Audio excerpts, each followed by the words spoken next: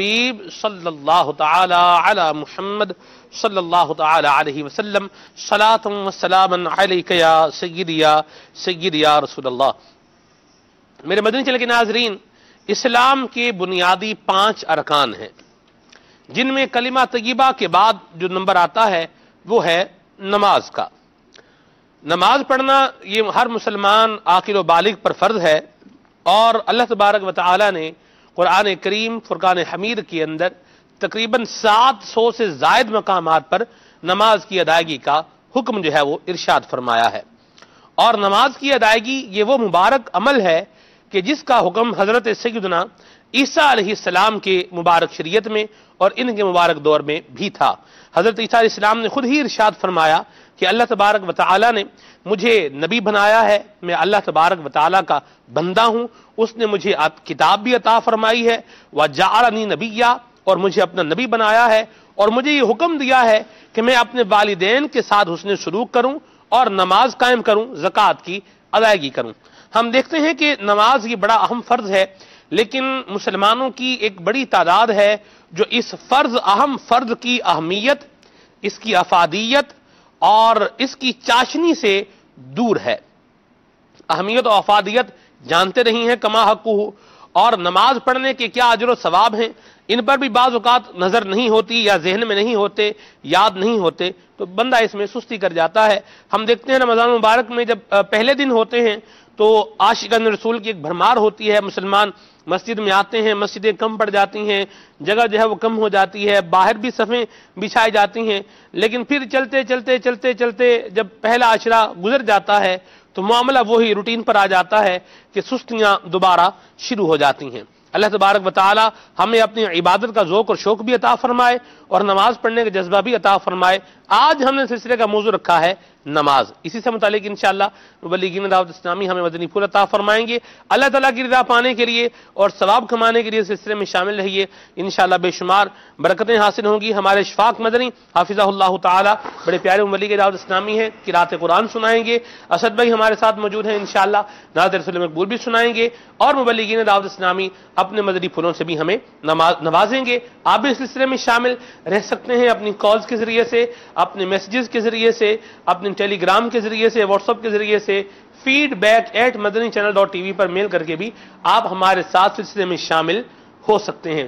نگران مرکزی میں سے شورا سے کوئی سوال کرنا چاہیں تو بھی آپ کال کر سکتے ہیں، انشاءاللہ ہم آپ کی وہ کالز بھی سلسلے میں ضرور شامل کریں گے۔ آئیے ابھی سنتے ہیں تلاوت کلام پاک، صلو علی الحبیب صلی اللہ تعالی علی محمد صلی اللہ علیہ وآلہ وسلم۔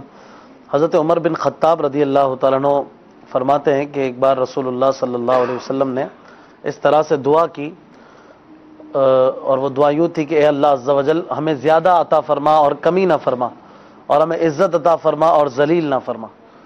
تو ہم نے پوچھا کہ کیا معاملہ ہے؟ ارشاد فرمایا کہ مجھے 10 ایسی باتوں کی طرف مطلع کیا گیا ہے، 10 ایسی باتیں میری طرف اتری ہیں یا آیتیں اتری ہیں کہ جن میں وہ ہوں گی وہ جنت میں داخل ہوگا۔ تو وہ آیتیں آج ہم تلاوت کر رہے ہیں، اور ان میں نماز کی حفاظت اور نماز کیسے پڑھنی چاہیے ان دونوں کے متعلق بھی ہماری رہنمائی کی جا رہی ہے۔ سورہ مومنون کے آغاز کی آیتیں ہیں، توجہ کے ساتھ عاشقان رسول سماعت فرمائیں۔ اعوذ باللہ من الشیطان الرجیم، بسم اللہ الرحمن الرحیم۔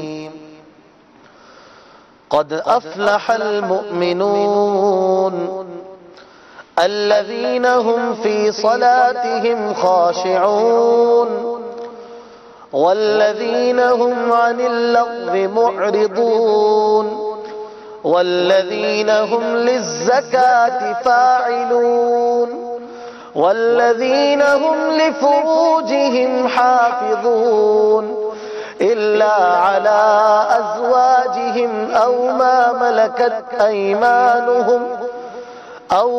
ملكت أيمانهم فإنهم غير ملومين فمن ابتغى وراء ذلك فأولئك هم العادون والذين هم لأماناتهم وعهدهم راعون والذین هم علی صلواتهم یحافظون اولئک هم الوارثون الذین یرثون الفردوس ہم فیہا خالدون۔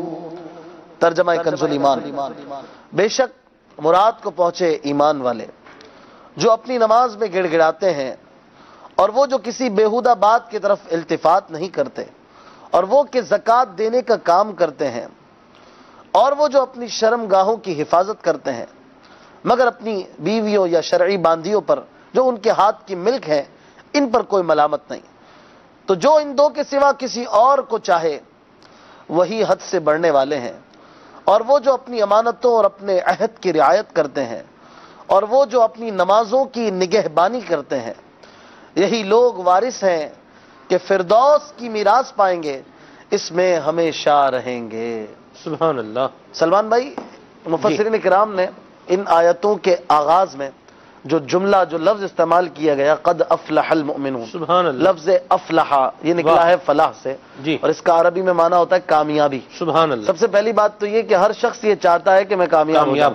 Every body want to success, ہر کوئی سکسیسفل لائف جینا چاہتا ہے، اور کوئی بھی ناکام نہیں ہونا چاہتا، اور اس کے لیے ورک شاپس کی جاتی ہیں، اس کے لیے تربیتیں لی جاتی ہیں۔ کامیاب بظاہر دنیا میں جو کامیاب لوگ ہوتے ہیں، بعض اوقات غیر مسلموں سے اس چیز کی تربیت لی جاتی ہے کہ کامیاب زندگی کیسے گزاری جائے، لیکن یہاں پر رب کائنات بتا رہا ہے کہ کامیاب زندگی کن کی ہے، کامیاب کون ہے، اور علماء لغت اس بات کو بیان فرماتے ہیں کہ لفظ فلاح کا جہاں پر استعمال ہوگا، لفظ فلاح کا کامیابی کے لیے، تو اس کے ترجمے میں مراد یہ ہوگی کہ لفظ فلاح سے یہاں پر دنیا کی بھی کامیابی مراد ہے اور آخرت کی بھی کامیابی۔ اب غور کیا جائے کہ یہ 7 صفات بیان کی گئی ان 10 آیتوں میں، کہ یہ 7 صفات جن میں ہوں وہ فردوس کے وارث ہوں گے، جن میں نماز میں گڑ گڑانا یعنی نماز کو درست پڑھنا، زکوٰۃ دینا، امانتوں اور وعدوں کی پاسداری کرنا، اسی طرح بیہودہ سے بچنا اور شرمگاہوں کی حفاظت کرنا، اور اپنی نمازوں کی حفاظت کرنا، گویا اپنی نمازوں سے عشق کرنا، اپنی نمازوں سے پیار کرنا۔ ایسے لوگوں کو اللہ تبارک و تعالی نے کامیاب اور کامران فرمایا۔ آج ہمارا موضوع بھی انشاءاللہ یہی ہے، مزید مدنی پھول بھی انشاءاللہ ہم لیں گے ضرور، انشاءاللہ انشاءاللہ۔ آئیے ابھی کلام سلسلے میں شامل کرتے ہیں۔ صلو علی الحبیب صلی اللہ تعالی علی محمد۔ انشاءاللہ اللہ کی ذات آنے ثواب آپ کے لیے انشاءاللہ کلام پڑھوں گا، اور ناظرین اور حاضرین بھی اچھی اچھی نیت کے ساتھ اس کلام میں شریک ہو جائیں۔ سیدی اعلیٰ حضرت کا بہت ہی پیارا کلام ہے، اس میں اس کے پہلے شعر کے اندر دعا بھی ہے۔ آئیے اللہ تعالیٰ اس کلام کی ہم سب کو برکت عطا فرمائے۔ درود پاک پڑھ لیجیے۔ صلی اللہ علیہ یا رسول اللہ وسلم علیک یا حبیب اللہ۔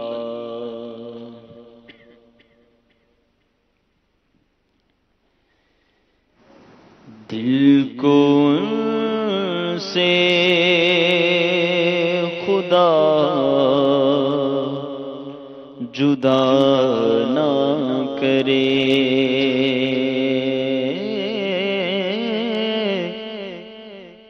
دل کو ان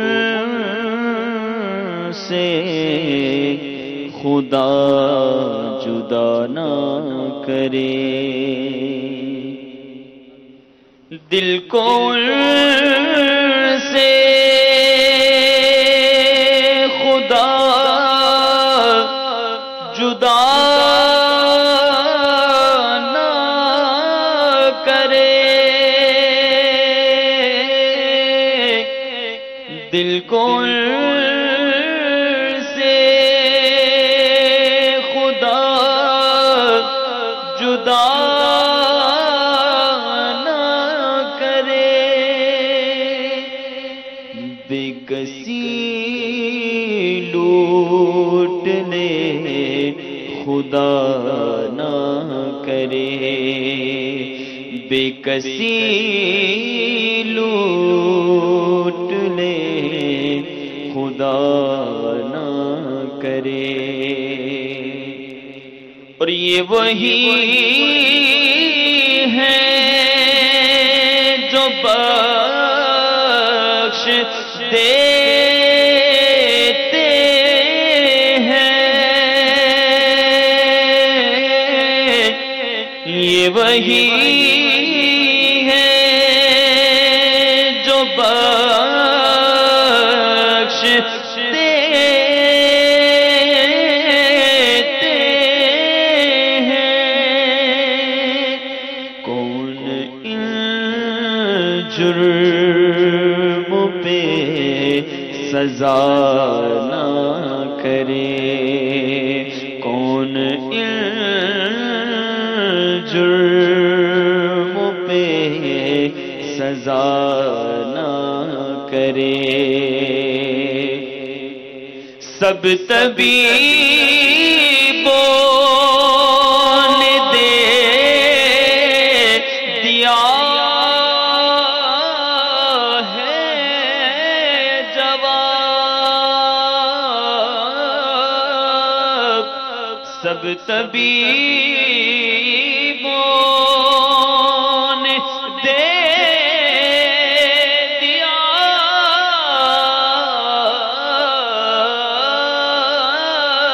ہے جواب.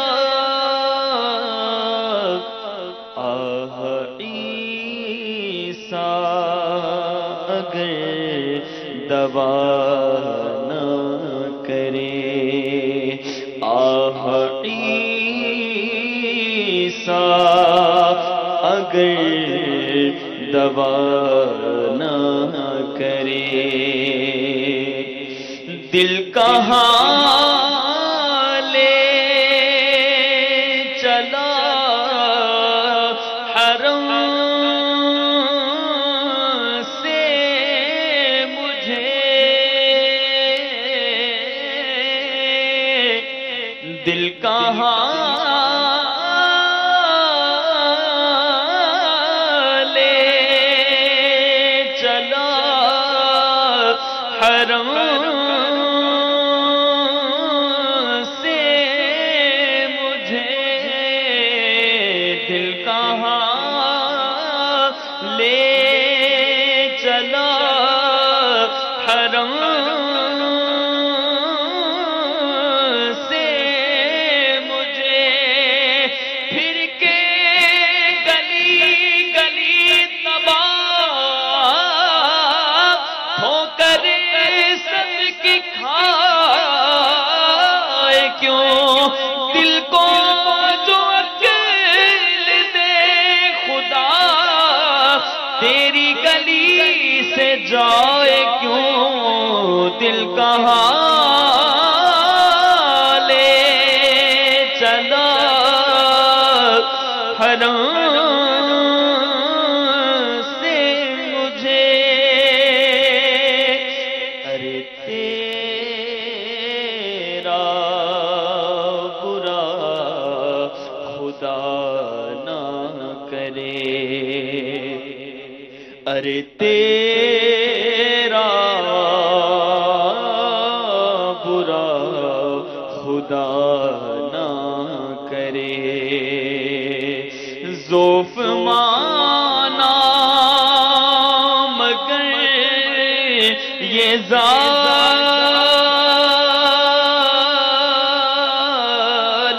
دل. ذوف مانا ذوف مانا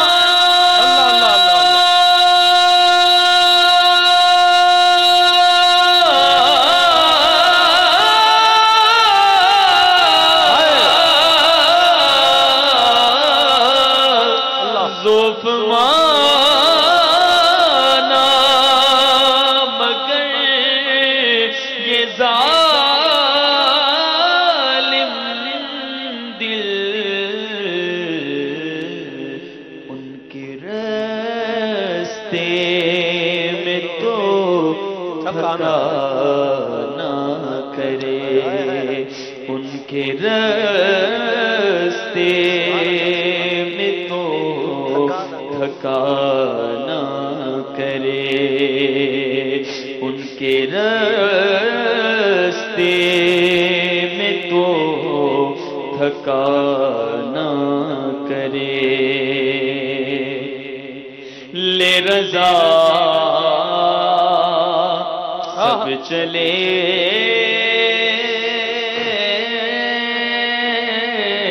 مدینے کو، لے رضا لے رضا لے رضا لے رضا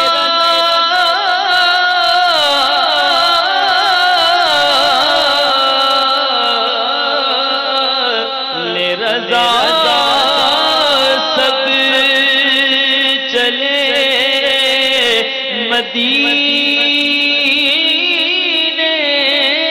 کو، لے رضا سب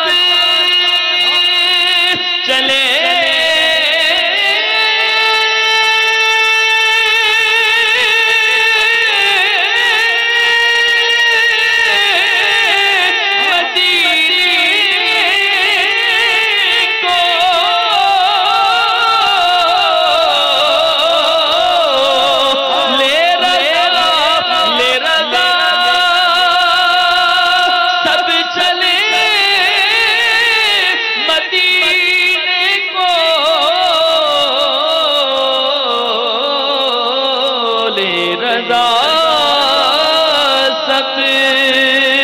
چلے مدینے کو، یاد میں آقا کی آنسو بہ گئے، سب مدینے کو چلے، ہم رہ گئے، ہم مدینے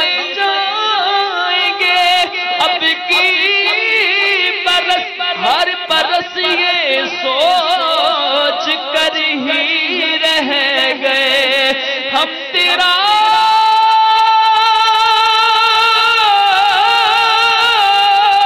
کہہ دیں گے آقا سے سلام، جانے والے زائر ہم سے کہہ گئے،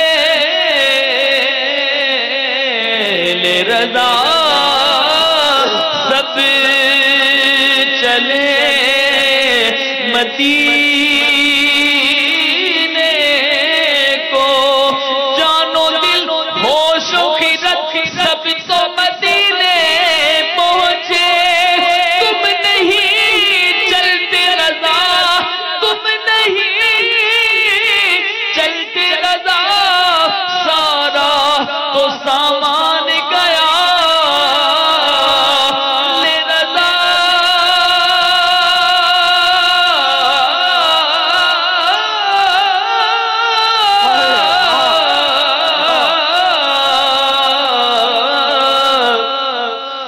لے رضا سب چلے مدینے کو، میں نہ چاہوں ارے خدا نہ کرے، میں نہ جاؤں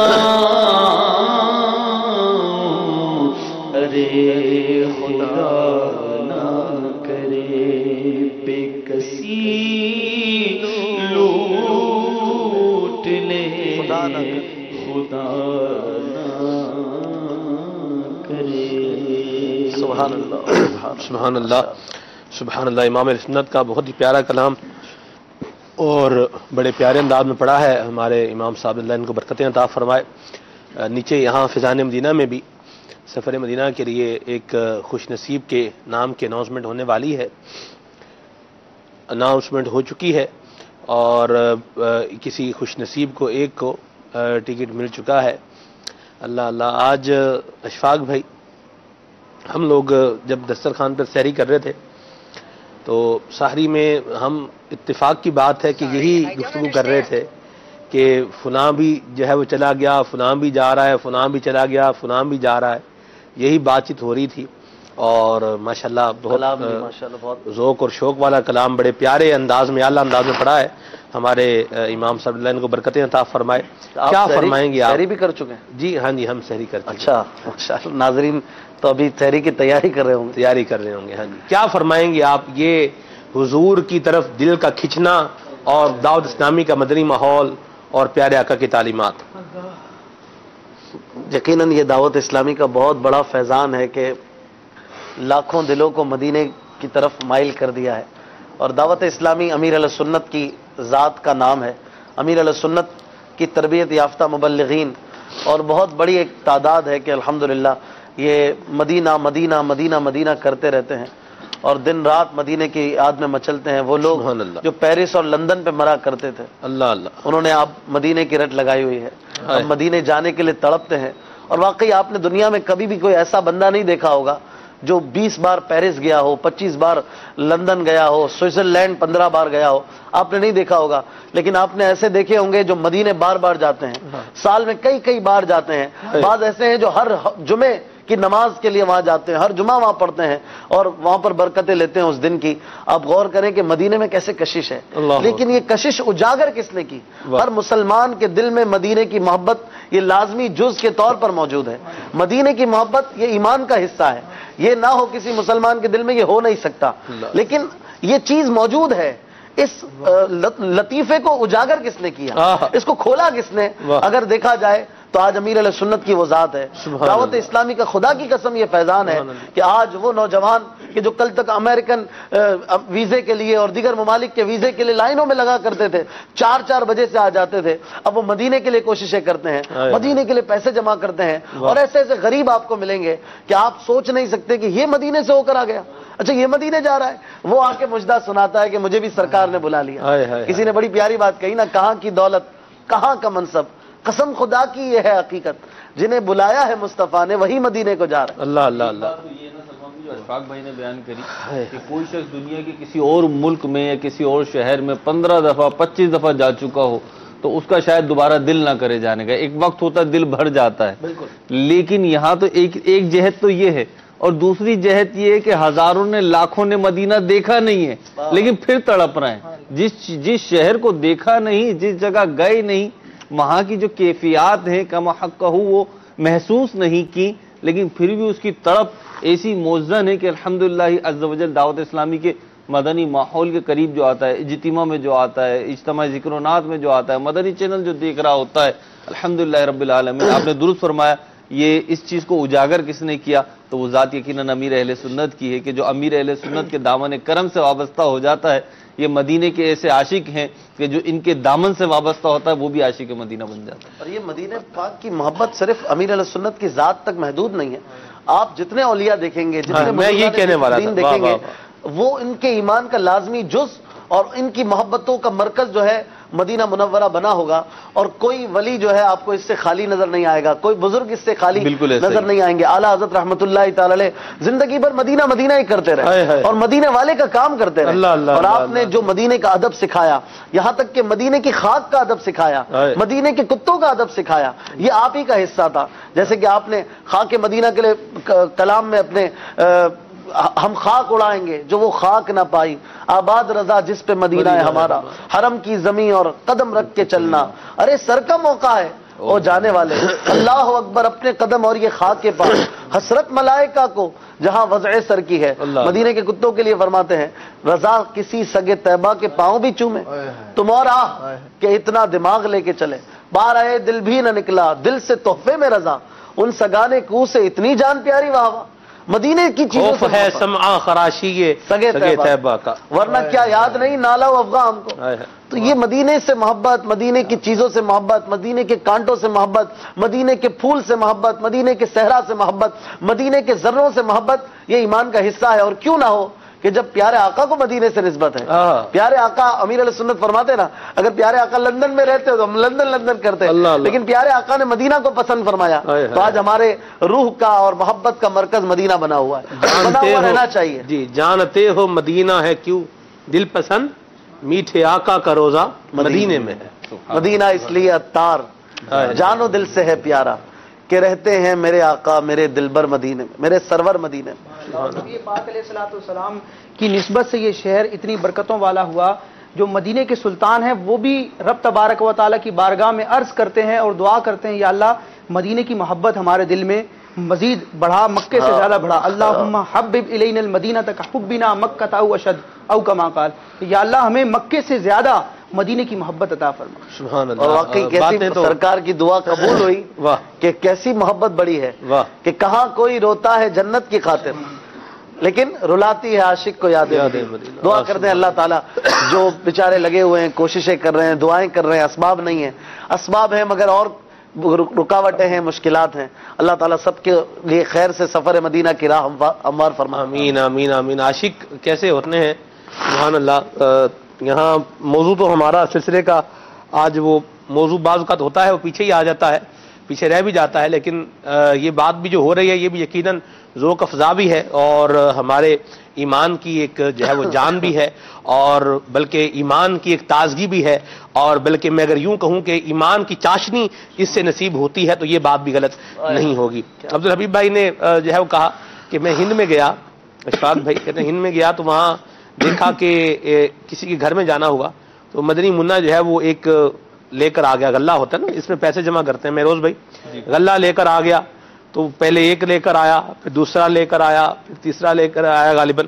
تو اس کے والد صاحب نے بتایا کہ آپ نے ایک دفعہ بیان فرمایا تھا تو اس میں یہ تھا کہ ہمارے پاس اسباب بھی جو ہیں وہ تیار ہونے چاہیے. تو اس دن سے یہ مدنی منا جو ہے یہ پیسے جمع کر رہا ہے کہ ہم کب مدینے جائیں گے, ہم کب مدینے جائیں گے. اللہ اللہ اللہ جو اشاقان مدینہ ہیں اللہ ان کا صدقہ ہمیں بھی عطا فرمائے اور ایمان کی چاشنی بھی عطا فرمائے اور دعوت اسلامی کے مدنی ماحول میں اللہ تعالیٰ ہمیں استقامت عطا فرمائے. علماء حقہ, علماء جو ہے وہ عاشقان رسول, علماء کرام الحمدللہ حضور کی محبت کا پیغام نیام کر ہی رہے ہیں. اللہ کریم علماء اہل سنت کا بھی سایہ ہمارے سروں پر تادیر خیر و عافیت کے ساتھ قائم مدائم فرمائے اور امیر اہل سنت کو بھی اللہ تعالیٰ دراز بالخیر عطا فرمائے. کلام بڑا یاد مدینہ میں بھی رچا بسا تھا جی, اور ہمارے موضوع سے بھی اس میں ہم ایک شعر لے سکتے ہیں چونکہ آپ وہیں جا رہے ہیں جی, تو میں آپ کو ایک راستہ دے دیتا ہوں. وہ بڑا پیارا شعر تھا, ذوف مانا جی مگر یہ ظالم دل, واہ واہ, ان کے رستے میں تو تھکا نہ کرے. اس کا ایک معنی تو یہی ہے کہ مدینے جانے کے لیے کیسا تھکنا جی, مدینے جانے کے لیے تو ہر وقت تیار رہنا چاہیے. دوسرا اس کا معنی جو میرے ذہن میں کچھ آشکار ہو رہا ہے جی, آپ بھی رہنمائی فرمائیں کہ جس طرح مدینے جانے کے لیے ہمیں تیار رہنا چاہیے جی, ایسے ہی مدینے والے کے راستے کے لیے بھی تیار رہنا چاہیے. مدینہ اور مدینے والے کا راستہ ہے نماز کا راستہ, سبحان اللہ. مدینے والے کا راستہ ہے زکوٰۃ کا راستہ, مدینے والے کا راستہ ہے شریعت کا راستہ. تو ہمیں شریعت کے لیے بھی تھکنا, نماز تراویح کے لیے تھکنا, نماز فجر کے لیے تھکنا, نماز عشاء کی تھکن, یہ کیسے ہو سکتا ہے؟ ذوف مانا یار مگر یہ ظالم دل ان کے رستے میں تو تھکا نہ کرے. پیارے آقا فرمائے قرۃ عینی فی الصلاۃ, نماز میں میری آنکھوں کی ٹھنڈک ہے. اور یہ تھک جائے جو کہتا ہو کہ میں آقا کا دیوانہ ہوں, میں آقا سے پیار کرتا ہوں, ان کے رستے میں تو تھکا نہ کرے. واہ سبحان اللہ. جی راشد بھائی. بسم اللہ الرحمن الرحیم. بڑا شاندار موضوع ہے اور قرآن مجید برہان رشید میں جن عبادات کا کثرت سے ذکر ہے ان میں نماز بھی ہے, نماز کا کثرت سے ذکر ہے. اور اللہ تبارک و تعالیٰ نے جب اپنے محبوب بندوں کا ذکر فرمایا اپنے کلام میں تو ان کی صفات میں نماز کو بھی ذکر کیا. انشاءاللہ چند آیات میں ذکر کرتا ہوں. نماز اتنی عظیم عبادت ہے کہ اعلیٰ حضرت مجدد اعظم مولانا شاہ امام احمد رضا خان علیہ رحمت الرحمن فرماتے ہیں کہ ایمان کے بعد پہلی شریعت نماز ہے. افضل الاعمال بعد الایمان, ایمان کے بعد سب سے افضل کام نماز ہے. اور ویسے تو شب معراج نمازوں کی فرضیت کا حکم آیا اور 5 نمازیں امت پر فرض کی گئیں, لیکن اعلیٰ حضرت نے ذکر فرمایا کہ نماز کی فرضیت سے پہلے بھی نبی پاک صلی اللہ تعالی علیہ وسلم اور صحابہ کرام نماز ادا فرماتے تھے. اور نبی پاک صلی اللہ تعالی علیہ وسلم پر جب پہلی وحی نازل ہوئی, پہلی بار جب وحی کا معاملہ ہوا اور نبی پاک صلی اللہ تعالی علیہ وسلم کی نبوت کریمہ اس کا اظہار ہوا, آپ کا نبی ہونا ظاہر ہوا, اس وقت سے ہی نبی پاک علیہ الصلوۃ والسلام نے اس روز اول سے ہی جبریل امین علیہ الصلوۃ والسلام کی تعلیم سے نماز ادا فرمائی، اور حضرت ام المومنین خدیجۃ الکبریٰ رضی اللہ تعالی عنہا نے بھی اسی دن نماز ادا فرمائی، اور دوسرے دن مولا علی مشکل کشا کرم اللہ تعالی وجہہ الکریم نے نبی پاک علیہ الصلوۃ والسلام کی رہنمائی اور تعلیم سے نماز ادا فرمائی۔ اعلیٰ حضرت سے سوال ہوا کہ معراج میں جو نماز کا حکم لازم ہوا، فرض ہوا امت پر، تو اس سے پہلے بھی مسلمان نماز پڑھتے تھے نہیں پڑھتے تھے؟ اگر پڑھتے تھے تو اس کا انداز کیا تھا؟ تو اعلیٰ حضرت نے پورا رسالہ اس پر تحریر فرمایا، جمان التاج فی بیان الصلاۃ قبل المعراج، معراج سے پہلے نماز کے بیان میں تاج کے موتی۔ اس میں اعلیٰ حضرت نے ذکر فرمایا کہ نماز کی فرضیت سے پہلے بھی نبی پاک صلی اللہ علیہ وسلم اور صحابہ کرام نماز ادا کرتے، اور احادیث اور آیات اور روایات پر جب غور کیا جائے تو اس سے معلوم ہوتا ہے کہ اسی طرح کی وہ نماز تھی جو فرضیت کے بعد ہے کہ اس میں طہارت ثوب کا بھی حکم تھا، یعنی کپڑے پاک کرنے کا حکم، استقبال قبلہ، وضو، تکبیر تحریمہ، اسی طرح رکوع سجود وغیرہ، جہر وغیرہ، یہ سارے احکام موجود تھے۔ میں 3 آیات ذکر کرتا ہوں سلمان بھائی، نماز کی اہمیت کا ہمیں پتہ چلے کہ نماز پڑھنا اور نمازی ہونا کتنا عظیم وصف ہے، کہ اللہ تعالیٰ نے جب اپنے برگزیدہ نیک بندوں کا ذکر فرمایا اپنے کلام میں، تو ان کی دیگر صفات کے ساتھ ساتھ ان کے نمازی ہونے، رکوع اور سجدہ کرنے والا ہونے کا ذکر فرمایا۔ سورہ بقرہ کی ابتدا میں اللہ تبارک و تعالیٰ کا ارشاد ہے کہ یہ کتاب قرآن مجید متقین کے لیے، پرہیزگاروں کے لیے ہدایت ہے۔ اب متقین اور پرہیزگار جن کے لیے قرآن ہدایت ہے، ان کی شان کیا ہے، ان کے اوصاف کیا ہیں؟ اللہ تعالیٰ ارشاد فرماتا ہے الذین یؤمنون بالغیب، وہ جو بن دیکھے ایمان لائیں۔ ایمان لانے کے بعد دوسری صفت ذکر فرمائی وَيُقِيمُونَ الصَّلَاةَ، وَيُقِيمُونَ الصَّلَاةَ، نماز قائم کرتے ہیں۔ تو جو متقی ہے وہ نماز قائم کرے گا، متقی ہونے کا یہ پہلا نشان ہے۔ اسی طرح سورہ فرقان میں اللہ تعالیٰ نے رحمان کے بندوں کا ذکر فرمایا۔ اللہ تعالیٰ کے جو خاص بندے ہیں ان کی شان کیا ہے، ان کی علامات کیا ہیں؟ اللہ تعالیٰ سورہ فرقان میں فرماتا ہے وَالَّذِينَ يَبِيتُونَ لِرَبِّهِمْ سُجَّدًا وَقِيَامًا، اور وہ جو رات کاٹتے ہیں اپنے رب کے لیے سجدے اور قیام میں۔ اسی طرح نبی اعظم صلی اللہ تعالی علیہ وسلم کے جو صحابہ ہیں، جو ساری امت میں سب سے افضل انبیاء، یعنی نبی نبوت اور رسالت کے بعد اگر کوئی اعلیٰ منصب ہے تو وہ ہے صحابی رسول ہونے کا۔ تو صحابہ کی شان اللہ تبارک و تعالیٰ نے اپنے کلام میں بیان فرمائی اور ان کے اسی وصف کو ذکر فرمایا۔ سورہ فتح میں اللہ تعالیٰ ارشاد فرماتا ہے والذین معہ اشداء علی الکفار رحماء بینہم، کہ محمد الرسول اللہ صلی اللہ تعالی علیہ وسلم کے جو ساتھ والے ہیں، ان کے ساتھ والے کافروں پر سخت ہیں اور آپس میں نرم دل۔ تراہم، تو انہیں دیکھے گا، ان کی شان کیا ہے؟ تراہم رکعا سجدا، تو انہیں دیکھے گا کہ رکوع کرتے اور سجدہ کرتے۔ واہ واہ واہ واہ واہ، سبحان اللہ سبحان اللہ۔ یہ انداز ہے صحابہ کرام علیہم رضوان کا۔ اب ہمارا انداز بھی ایسا ہی ہونا چاہیے، اللہ ہمیں بھی نصیب فرمائے۔ جی مہروز بھائی۔ سلمہ میں نماز ایک ایسی عبادت ہے اسلام کے اندر، اگر ہم دیکھیں تعلیمات اسلام میں اگر دیکھیں، یہ پہلی عبادت ہے جی، اور یہ ایک ایسی عبادت ہے جو امیر، غریب، مسافر اور مقیم اور صحت مند یا بیمار سب پر ہی لازم ہے۔ صحیح۔ اور نماز ایسی عبادت ہے جو کسی حال میں بھی اس کی رخصت نہیں ہے۔ اگر آپ کھڑے ہو کے نہیں پڑھ سکتے بیٹھ کے پڑھیں، بیٹھ کے نہیں پڑھ سکتے لیٹ کے پڑھیں، لیٹ کے نہیں پڑھ سکتے اشارے سے پڑھیں۔ الغرض یہ کسی حال میں بھی اس سے آپ چھٹکارا نہیں ہے اور اس سے رخصت کی وہ صورت نہیں ہے جیسے روزوں وغیرہ میں صورتیں ہیں، لیکن نماز میں نہیں ہے۔ دوسری بات یہ کہ قرآن کریم فرقان حمید میں جتنی کثرت اور جتنی تاکید اور جتنے اہتمام سے عبادات میں نماز کا حکم آیا ہے اتنا کسی اور کا نہیں آیا۔ تیسری بات ہے کہ نماز ایک ایسی عبادت ہے کہ اس خاص عبادت کو، نماز کو، مسلمانوں میں اور غیر مسلموں میں وجہ امتیاز فرمایا گیا ہے۔ بالکل۔ اور قرآن کریم فرقان حمید نے فرمایا وَأَقِيمُوا الصَّلَاةَ وَلَا تَكُونُوا مِنَ الْمُشْرِكِينَ، اور نماز قائم کرو اور مشرکین سے نہ ہو۔ تو یہ ایک ایسی عبادت ہے جو مسلمانوں میں اور غیر مسلموں میں وجہ گویا کہ امتیاز ہے۔ چوتھی بات یہ کہ قیامت کے دن جس عبادت کا سب سے پہلے سوال ہوگا وہ عبادت نماز ہوگی، اور نماز سے متعلق سوال ہوگا۔ اور پھر یہ دیکھیے ارکان اسلام کی آپ نے شروع میں بات کی تھی کہ ارکان اسلام میں سے یہ بہت ہی بنیادی اور بہت ہی اہم ایک رکن ہے۔ اگر ہم ارکان اسلام کو دیکھیں تو اس کا پہلا رکن جو ہے وہ شہادت یا ایمان سے تعلق رکھتا ہے۔ شہادت دی، ایمان لے کر آئے، ساری زندگی میں ساری جب تک سانسیں چل رہی ہیں ایک ہی دفعہ ہے، مر جانا ہے اسی حال میں، اللہ میں ایمان پر موت نصیب فرمائے. آمین. بقیہ 4 ارکان کو اگر ہم دیکھیں تو اس کی تخصیص یوں ہے کہ حج ساری زندگی میں اگر آپ کو استطاعت ہے، اس کی جو دیگر شرائطیں پائی جاتی ہیں تو ساری زندگی میں ایک دفعہ فرض ہے. رہ گئی زکوٰۃ، تو زکوٰۃ سال کے سال فرض ہے، لیکن اس پر جو صاحب حیثیت ہو اور جو صاحب نصاب ہو، اور دیگر شرائط بھی ہیں، دیگر شرائط بھی ہیں. اور پھر تیسرے اگر ہم فرض رکن کو دیکھیں، چوتھے رکن کو، روزوں کو، تو روزے بھی سال میں 1 ماہ کے فرض ہیں اور اس میں بھی کچھ نہ کچھ تخصیصات ہیں. لیکن نماز ایک ایسا رکن ہے جو ہر حال میں فرض ہے، اور عورت پہ بھی فرض ہے، مرد پہ بھی فرض ہے، اور بالغ ہونے کے بعد سے لے کر مرنے تک فرض ہے.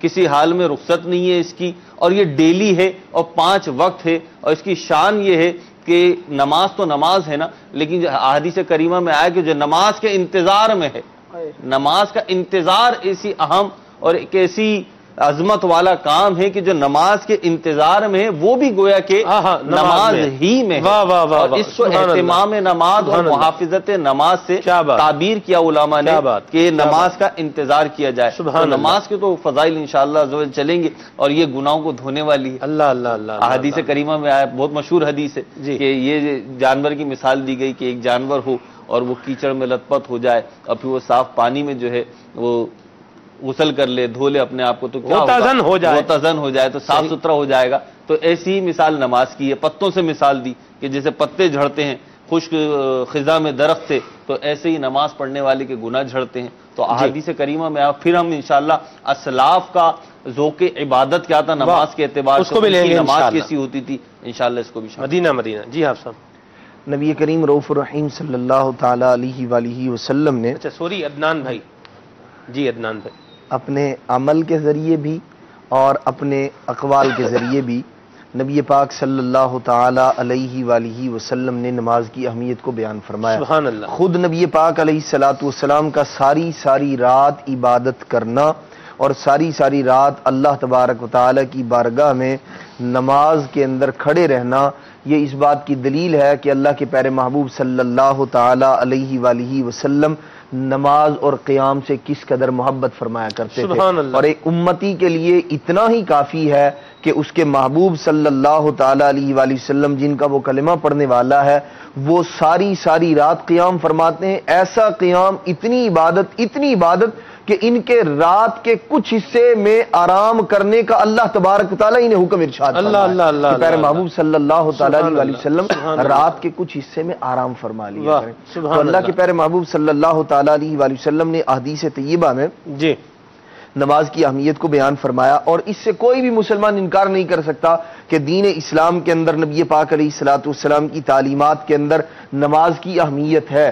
ضرورت اس امر کی ہے کہ جب اس کی اہمیت کو ہم نے جان لیا، پہچان لیا، قرآن مجید کی آیات سے، احادیث مبارکہ سے، صحابہ کرام علیہم رضوان کے عمل سے، ان کے اقوال سے، ان کے افعال سے، تو اب ضرورت اس امر کی ہے کہ ہم اپنی زندگی میں اس نماز کو قائم کرنے والے بن جائیں. قرآن مجید فرقان حمید کی آیات میں جو احکام دیے گئے ہیں نماز کے متعلق، اس پر عمل کرنے والے بن جائیں. نبی پاک صلی اللہ تعالی علیہ وسلم کی حدیث مبارکہ بتاتی ہیں کہ جہاں نمازی جو ہے وہ اللہ تبارک و تعالی کی رضا اور خوشنودی کو پانے والا ہوتا ہے، وہیں نبی پاک صلی اللہ تعالی علیہ وسلم نے فرمایا کہ نماز جو ہے وہ شیطان کے چہرے کو سیاہ کر دیتی ہے، اسے خائب و خاسر کر دیتی ہے. اور پھر نبی پاک صلی اللہ تعالی علیہ وسلم نے فرمایا کہ یہ ایمان کا، دین کا ستون ہے. اور اسی طرح دیگر اور روایات ہیں کہ اللہ کے پیارے محبوب صلی اللہ تعالی علیہ وسلم نے فرمایا کہ نماز جو ہے وہ مومن کا نور ہے. تو یہ ساری کی ساری روایات، یہ سب کی سب باتیں ہمیں اس طرف جو ہے وہ بلاتی ہیں کہ بندہ نماز کی پابندی کرے.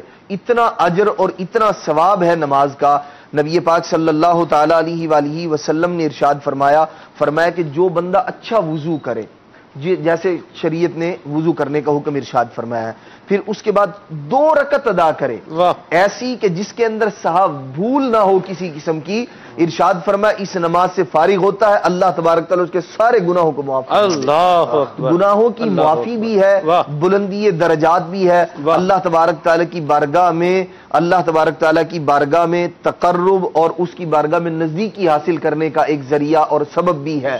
تو اس لیے مسلمان کو، ہر مسلمان کو چاہیے کہ نماز کی پابندی کرے۔ ہمارے اسلاف صحابہ کرام علیہم رضوان نمازوں سے کتنی محبت، سیر اعلام النبلاء پڑھ لیجئے، ساری کی ساری اللہ تبارک تعالیٰ جتنے اولیاء کرام کا ذکر فرماتے ہیں امام ذہبی رحمۃ اللہ تعالی علیہ، ہر ایک کے ساتھ لکھتے ہیں کثرت سے نماز پڑھنے والے تھے، کثرت سے نوافل پڑھنے والے تھے، ساری رات نمازیں ادا کرنے والے تھے، اور ایسا خشوع، ایسا خضوع، ایسا یعنی انہماک کہ نماز کا مطلب نماز ہے بس۔ اللہ کی بارگاہ میں جب کھڑے ہو گئے، رکوع کیا، سربسجود ہوئے، تو اب دنیا و ما فیہا سے بالکل بے خبر ہیں کیا ہو رہا ہے۔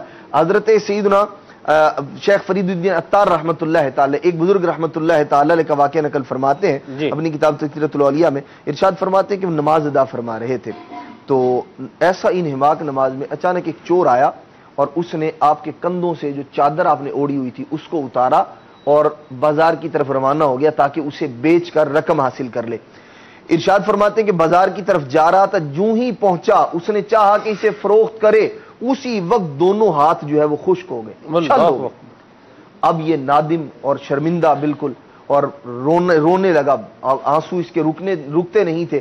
واپس آیا ان بزرگ رحمت اللہ تعالی کی بارگاہ میں اور ان کے قریب آ کے بیٹھ گیا، چادر دوبارہ ان کے کندھوں پہ ڈال دی، اب وہ بیٹھا رو رہا ہے۔ ارشاد فرماتے ہیں نماز سے فارغ ہوئے وہ اور ارشاد فرمایا کہ بھئی کیوں رو رہے ہو؟ تو اس نے سارا واقعہ عرض کیا کہ جی میں نے اس طرح چادر اتاری اور بیچنے کے لیے گیا تو میرے ہاتھ جو ہے وہ شل ہو گئے، خشک ہو گئے، اور ابھی بھی میری کیفیت یہ ہے کہ میرے ہاتھ صحیح نہیں ہوئے اگرچہ میں نے چادر آپ کو واپس لوٹا دی۔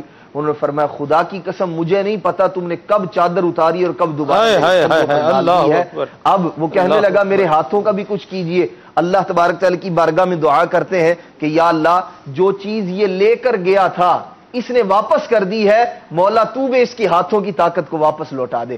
ارشاد فرماتے ہیں ان کا یہ دعا کرنا تھا۔ یہ حضرت ابو بکر محمد بن علی جعفر بغدادی رحمۃ اللہ علیہ جو 4 صدی ہجری میں آپ کا وصال مبارک ہے، ارشاد فرماتے ہیں ان کا دعا کرنا تھا، اللہ تبارک و تعالی نے اس کی توبہ کو بھی قبول فرمایا اور اس کے ہاتھوں کو بھی دوبارہ سے درست فرما دیا۔ اسلاف کا انداز یہ تھا، گویا کہ یہ انداز وہی تھا جو پیارے مصطفیٰ کریم صلی اللہ علیہ وسلم نے ارشاد فرمایا اشفاق بھائی ان تعبد اللہ کأنک تراہ فإن لم تکن تراہ فإنہ یراک، کہ تو اللہ کی عبادت اس طرح سے کر جیسے کہ تو اللہ تعالیٰ کو دیکھ رہا ہے، فإن لم تکن تراہ اگر تو اسے نہیں دیکھ رہا فإنہ یراک تو رب تبارک و تعالیٰ تجھے دیکھ رہا ہے۔ آج ہم دیکھتے ہیں اشفاق بھائی لوگ بیچارے شکوہ کرتے نظر بھی آتے ہیں کہ نماز میں ہمیں توجہ نہیں ملتی، نماز کے اندر ہمیں انہماک نہیں ملتا، کنسنٹریشن نہیں ملتی، وساوس بھی آتے ہیں، یہ بھی ہوتا ہے۔ اور کچھ لوگ تو مطلب لطیفے بھی بڑے بڑے مشہور کیے ہوئے ہیں۔ وہ ایک بندہ جو تھا اس سے نماز جو ہے وہ رہ گئی تو کہہ رہا تھا وہ ہوا ہے تو بڑا نقصان ہو گیا، بڑا جو ہے نا وہ کام خراب ہو گیا۔ دوسرے نے کہا بھی کیا ہوا؟ اس نے کہا پہلے میں نماز میں اپنی دکان کا جو ہے وہ دوپہر تک کا حساب کر لیتا تھا، اب مجھے وہ حساب الگ سے بیٹھ کے کرنا پڑے گا۔ یوں بھی لوگ باتیں کرتے سنائی دیتے ہیں، کیا فرمائیں گے آپ؟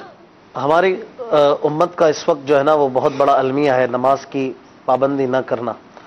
اس میں 4 مسائل ہمیں درپیش ہیں۔ جی، ایک تو ہے کہ نماز ہی نہیں پڑھتے، ایک بہت بڑی تعداد ہے جو مسلمان ہونے کے باوجود نماز نہیں پڑھتے، ان کی کئی زندگی کے سال گزر جاتے ہیں، بعض ایسے بھی ہوتے ہیں جو جمعہ اور عیدین سے بھی بیگانے سے ہو گئے ہیں، مسجد سے کوئی تعلق ہی نہیں ہے، نہ گھر پہ کوئی نماز پڑھنی ہے۔ پھر اگر نماز پڑھتے ہیں تو دوسرا المیہ یہ ہے کہ ہم نماز جو ہے وہ جماعت سے نہیں پڑھتے، یہ بھی نماز کا ایک حصہ ہے جماعت۔ پھر یہ کہ اللہ تعالیٰ نے اس کا حکم بھی فرمایا وَارْكَعُوا مَعَ الرَّاكِعِينَ، جماعت کے ساتھ ہمیں نماز پڑھنے کا حکم ہے۔ تیسرا مسئلہ یہ ہے کہ اگر جماعت سے بھی پڑھ لی تو نماز پڑھنا سیکھتے نہیں ہیں، ہم دیکھا دیکھی میں نماز پڑھتے ہیں۔ بھائی جیسے ابو جی پڑھتے تھے، دادا جی سے ابو جی نے سیکھا، ابو جی سے بیٹے جی نے سیکھا، تو وہ سیکھنے کا جو پروسیس ہے، ہم کوئی بھی کام بغیر سیکھے نہیں کرتے ہیں، لیکن اتنی بڑی عبادت بغیر سیکھے کر رہے ہیں۔ آپ کسی دن مسجد میں دوسری صف میں نماز پڑھیے، تیسری صف میں نماز پڑھیے، آپ کو سجدے میں ایسے احوال نظر آئیں گے لوگوں کے کہ آپ کہیں گے کہ یہ ان کی نمازیں ہو ہی نہیں رہی۔ انگلیوں کا جمانا، دیگر سجدے کے معاملات، ناک کا کہاں رکھنا ہے، سر کو کس طرح جمانا ہے، ہاتھوں کو کدھر رکھنا ہے، جو نماز کے مسائل ہیں، آپ گاڑی بغیر سیکھے نہیں چلاتے۔ اشفاق بھائی یہاں تک معاملہ ہوا پڑا ہے کہ ایک ہلے گلے کی سی کیفیت بنائی ہوئی ہے، بعض منصے یوں ہی بنے ہوئے ہیں جیسے رمضان شریف میں مساجد کے اندر اے سی لگا ہوا ہے, ادھر محلے میں لائٹ بند ہے, چلو بھی مسجد میں چلتے ہیں. اب مسجد میں آ کے بیٹھ گئے, تراویح ہو رہی ہے, یہ پیچھے بیٹھے گل کپاڑا کر رہے ہیں. اچھا پھر جب امام صاحب رکوع میں جاتے ہیں پھر بھاگیں گے, جو ہے وہ آ جائیں گے, پھر شامل ہو جائیں گے. یہ بھی طریقہ کار لوگوں نے اختیار کیا. بہت بڑا عالمیہ ہے کہ ہم نے نماز کو ایک طرح سے مذاق سا بنا لیا ہے. چوتھا مسئلہ جو ہے وہ یہ ہے کہ ہم نماز پڑھتے ہیں لیکن دل نہیں لگتا ہے. یہ 4 معاملات سے امت اس وقت گزر رہی ہے, اور ہمارے بزرگان دین ان مسائل سے گویا ہمیں عاری نظر آتے تھے, یہ صاف شفاف تھے ان امور سے. بالخصوص جو نماز میں دل نہ لگنے کی آپ نے بات کی, اور ہمیں جو حدیث پاک میں تربیت ملی کہ نماز کیسے پڑھنی چاہیے, کہ گویا ہم اللہ کو دیکھ رہے ہیں. اگر یہ نہیں کر سکتے تو کم از کم ایٹ لیسٹ یہ تو کریں کہ اللہ تعالیٰ ہمیں دیکھ رہا ہے, اس کا تو ایمان ہے. یقیناً حضرت ذوالنون مصری رحمۃ اللہ تعالی علیہ کے بارے میں کہ آپ ایک بار نماز کے لیے کھڑے ہوئے اور آپ نے اللہ اکبر کہا, اللہ اکبر کہتے ہی بے ہوش ہو گئے, گر گئے. آپ ان حضرات کے دلوں میں اللہ اکبر کی اس قدر ہیبت اور وقار تھا کہ اللہ اکبر کہتے ہوئے یہ کانپ جایا کرتا. اور ہم پورے قرآن سن لیتے ہیں لیکن ہمارے دل پہ کوئی حرکت سی نہیں ہوتی ہے. اللہ کے حضور کھڑے, غور تو کریں. اچھا بعض لوگ اس میں اس بات کے شاکی بھی ہوتے ہیں کہ ہم کوشش کرتے ہیں کہ ہمارا نماز میں دل لگ جائے, لیکن ہمارا دل نہیں لگتا. تو ان حضرات سے, ان بھائیوں سے یہ مدنی التجا ہے کہ وہ کوشش کرتے رہیں, اور یہ کوشش کرتے ہوگی. حدیث پاک میں ہے, بخاری و مسلم کی حدیث ہے, خلاصہ عرض کر رہا ہوں کہ جب اذان ہوتی ہے تو شیطان جو ہے وہ بھاگ جاتا ہے محلوں سے اور گز مارتے ہوئے بھاگتا ہے, اور اس کے بعد جب اذان کے بعد دوبارہ آتا ہے, لوگوں کے دلوں میں وسوسہ ڈالتا ہے, کہتا ہے کہ ابھی تو بڑا وقت پڑا ہے, ابھی تو آرام سے جانا. یہ فجر کی نماز کو جیسے مثال کے طور پر جو ہے وہ ٹائم ہے نماز کا 5:15 بجے, تو اب آنکھ اگر کھل گئی 4:45 بجے بندہ بولے گا ہاں ابھی تو آدھا گھنٹہ ہے, اور پھر بعض اوقات نماز بھی نکل جاتی ہے. پھر یہ شیطان اقامت, حدیث پاک کا مفہوم ہے اقامت ہوتی ہے پھر بھاگ جاتا ہے. پھر جب اقامت کے بعد لوگ نماز کے لیے صفیں بنا لیتے ہیں تو ان کے بیچ میں گھس جاتا ہے, اور ان کے دلوں میں یہ صفوں کی خلا میں گھس کر لوگوں کے دلوں میں یہ وسوسے ڈالتا ہے, اذکر کذا اذکر, فلاں بات یاد کرو, یہاں تک کہ وہ یہ بھول جاتا ہے کہ کتنی رکعتیں پڑھی. تو یہ حال واقعی ہم دیکھتے ہیں کہ لوگ آ کر شکایت کرتے ہیں کہ ہمیں یاد ہی نہیں رہتا کہ 3 پڑھی کہ 5 پڑھی, کیا ہو گیا, 2 پڑھی کہ 1 ہی پڑھی ہے. اس کی ایک بہت بڑی وجہ ایک تو ہماری صفوں کی خلا بھی ہے, دوسرا ہمارا کوشش نہ کرنا ہے. ایک اگر ہم امیجنیشن کریں کہ اگر ہم ایک باس کے سامنے کھڑے ہوں, کسی افسر کے سامنے کھڑے ہوں, تو ہماری پوزیشن کیا ہوتی ہے, ہم وہاں پر کس طرح سے کھڑے ہوتے ہیں, ہمارے خشوع و خضوع کا عالم کیا ہوتا ہے. ہم اس کی بات پر یسر بھی کر رہے ہیں, ہاتھ بھی باندھے ہوئے ہیں, اور پورے انہماک سے اس کی بات سنتے ہیں, ٹینشن ہو کے کھڑے ہیں, ٹینشن کے ساتھ. اچھا اگر یوں اس کو دوسری طرف بھی لے جائیں اپنے اشفاق بھائی, تو وہ یوں بھی بنے گا جیسے آپ کسی ایسی جگہ پر چلے گئے جو سیکیورٹی اعتبار سے جو ہے وہ ریڈ زون ہے, آپ وہاں چلے گئے, وہاں پر کیمرہ لگا ہوا ہے اور لکھا ہوتا ہے کہ عبارت لکھی ہوتی ہے خبردار کیمرے کی آنکھ آپ کو دیکھ رہی ہے. وہاں پر کوئی بندہ جو ہے وہ الٹی سیدھی حرکت نہیں کرتا, کیمرہ دیکھ رہا ہے. چلے ریڈ زون نہ بھی ہو, عام سا زون ہو, جیسے ہم بھی جیسے ہیں نا بتی جل کے کیمرے لگے ہوئے ہیں, یہاں کیمروں کے سامنے تو کوئی بندہ کوئی غلط حرکت نہیں کرے گا نا, کیا فرمائیں گے. ویسے کیمرے کے پیچھے بھی یہاں نہیں کرتے ہیں ماشاءاللہ, آپ حضرات بہت موضوع ہے. مقصد یہ ہے کہ ہمیں یہ ذہن بنانا چاہیے کہ مجھے اللہ دیکھ رہا ہے, میں کس کے آگے کھڑا ہوں اور کر کیا رہا ہوں, کہہ کیا رہا ہوں. الحمدللہ رب العالمین, تمام تعریف اللہ تعالیٰ کے لیے, سارے جہانوں کا رب ہے. الرحمن الرحیم, جو رحمان رحیم ہے. مالک یوم الدین, روز جزا کا مالک, قیامت کے دن کے مالک کے آگے کھڑا ہوں. ایاک نعبد و ایاک نستعین, ہم تیری ہی عبادت کرتے ہیں, تجھی سے مدد مانگتے ہیں. اہدنا الصراط المستقیم, ہمیں سیدھا راستہ چلا, راستہ ان کا جن پر تو نے انعام کیا, نہ ان کا جن پر تیرا غضب ہوا.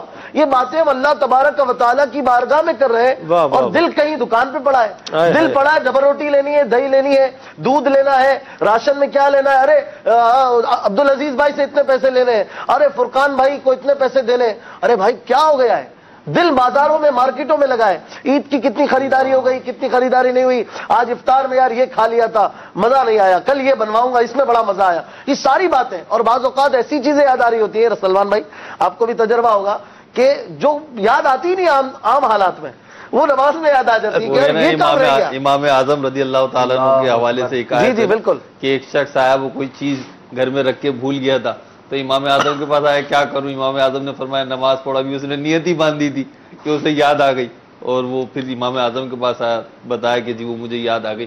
سلمان بھائی آپ جو بات کر رہے ہیں نماز کے حوالے سے, یہاں میں عرض کروں کہ کسی بھی چیز کی جب ہم اہمیت سمجھ لیتے ہیں نا, جی جب ہم اہمیت سمجھ لیتے ہیں تو پھر ہم جب اسے کام کرتے ہیں نا وہ, تو اس کی کیفیت کچھ اور ہوتی ہے, اور جب اس کی اہمیت ہم پہ روشن نہیں ہوتی نا تو کچھ اور ہوتی ہے. جی میں 2 مثالیں یہاں پہ دوں.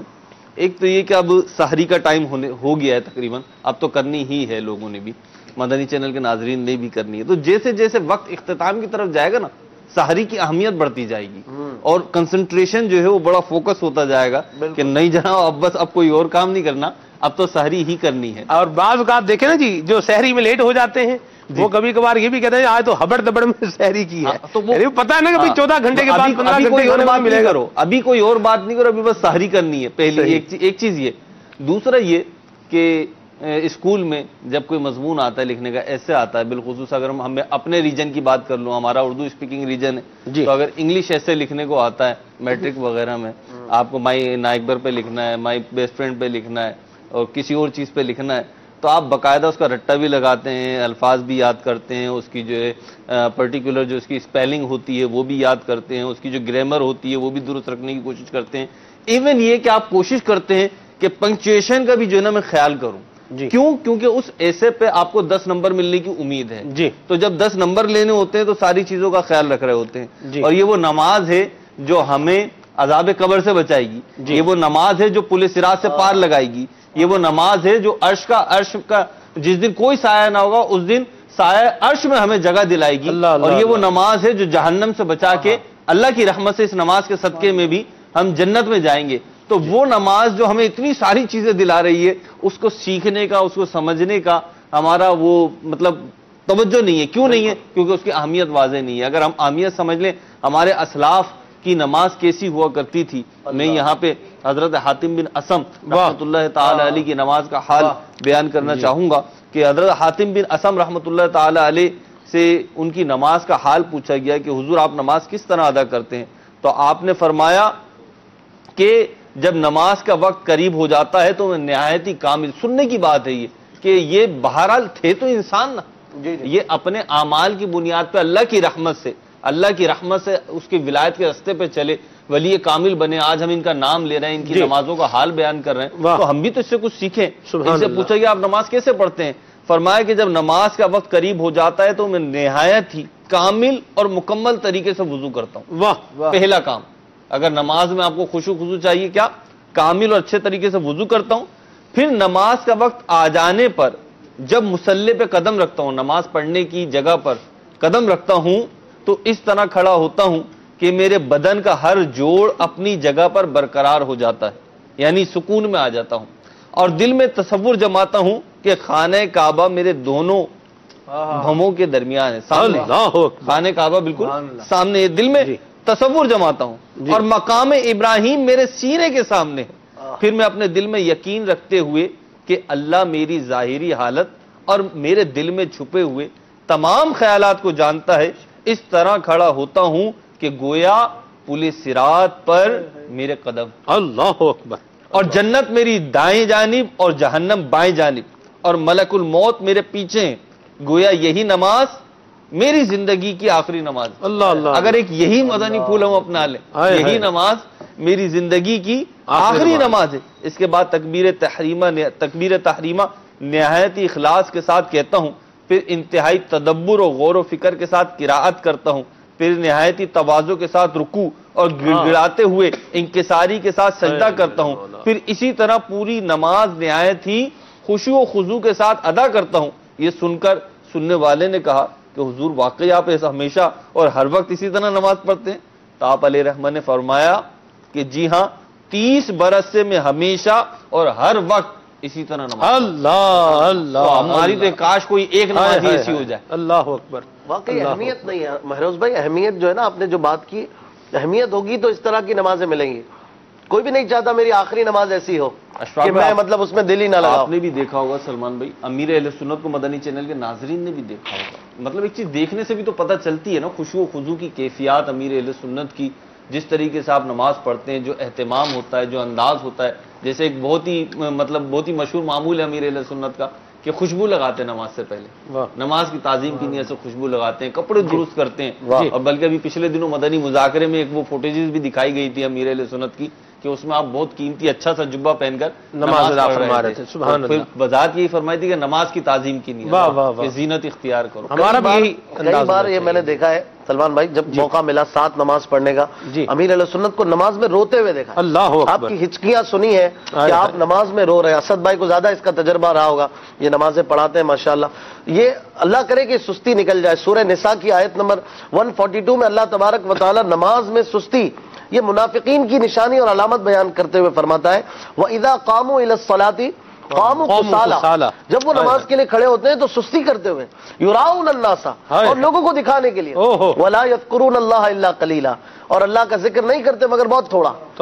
آپ نے جو بات کی کہ وہی امام کے رکوع کا انتظار ہو رہا ہوتا ہے، تو یہ کہیں ہم ان کے جیسے نہ ہو جائے، خدا محفوظ فرمائے، اللہ محفوظ فرمائے۔ سلمان بھائی، نماز میں جو سستی ہوتی ہے عموماً بندہ دنیاوی مشاغل کی وجہ سے نماز سے دور ہوتا ہے، اور جب نماز کے لیے کہا جاتا ہے، جماعت کی پابندی کے لیے کہا جاتا ہے، تو وہ دنیاوی مشاغل اور دنیاوی مصروفیات کو عذر بنا کر پیش کرتے ہیں۔ لیکن ہمارے اسلاف جو ہیں وہ اگر شریعت کی طرف سے بھی انہیں کسی معاملے میں رخصت ملے تو وہ اس رخصت کو ترک کر کے عزیمت پر عمل کرتے ہیں۔ ایک مسئلہ میں ذکر کرتا ہوں، پھر امام اہل سنت کا جو نماز سے محبت اور نماز سے وارفتگی کا جو آپ کا عالم تھا اس کو میں ذکر کرتا ہوں کہ جو مفتی مرجع فتویٰ ہے، یعنی ایسا بڑا مفتی ہے، ہر عالم کے لیے مسئلہ نہیں ہے، وہ بڑا مفتی کہ جس کی طرف کثرت سے فتاوی جات آتے ہیں، استفتاء آتے ہیں، امت اس کی طرف رجوع کرتی ہے، تو شریعت کی طرف سے اس کو اتنی تخفیف ہے کہ نماز فجر کی سنت کے علاوہ دیگر سنتوں میں اگر اسے موقع ملتا ہے تو سنت پڑھ لے، اور اگر اس کے فتویٰ نویسی کے معاملے میں لوگوں کو جوابات دینے میں اگر تعطل آتا ہے تو وہ سنت کو موقوف رکھے اور دوسرے وقت میں پڑھے۔ پہلے میں وہ مسئلہ ذکر کرتا ہوں، پھر امام اہل سنت کا عمل میں بتاتا ہوں۔ بہار شریعت میں در مختار کے حوالے سے یہ مسئلہ ہے کہ اگر کوئی عالم مرجع فتویٰ ہو کہ فتویٰ دینے سے اسے سنت پڑھنے کا موقع نہیں ملتا تو فجر کے علاوہ باقی سنتیں ترک کر سکتا ہے، کہ اس وقت اگر موقع نہیں ہے تو موقوف رکھے، اگر وقت کے اندر موقع ملے پڑھ لے، ورنہ معاف ہے، اور فجر کی سنتیں اس حال میں بھی ترک نہیں کر سکتا۔ اب یہ شریعت کا مسئلہ ہے اور ایسے عظیم مفتی کے لیے یہ رخصت موجود ہے۔ اعلیٰ حضرت اپنے ملفوظات میں ذکر فرماتے ہیں کہ بحمد اللہ تعالی میں اپنی حالت وہ پاتا ہوں جس میں فقہائے کرام نے لکھا ہے کہ سنتیں بھی ایسے شخص کو معاف ہیں، لیکن الحمدللہ سنتیں بھی نہ چھوڑی، میں نے سنتیں بھی کبھی نہ چھوڑی۔ اور یہ تو زندگی میں معاملہ ہے کہ بندہ جب تک حیات ہے تو عبادات کا معاملہ رہتا ہے۔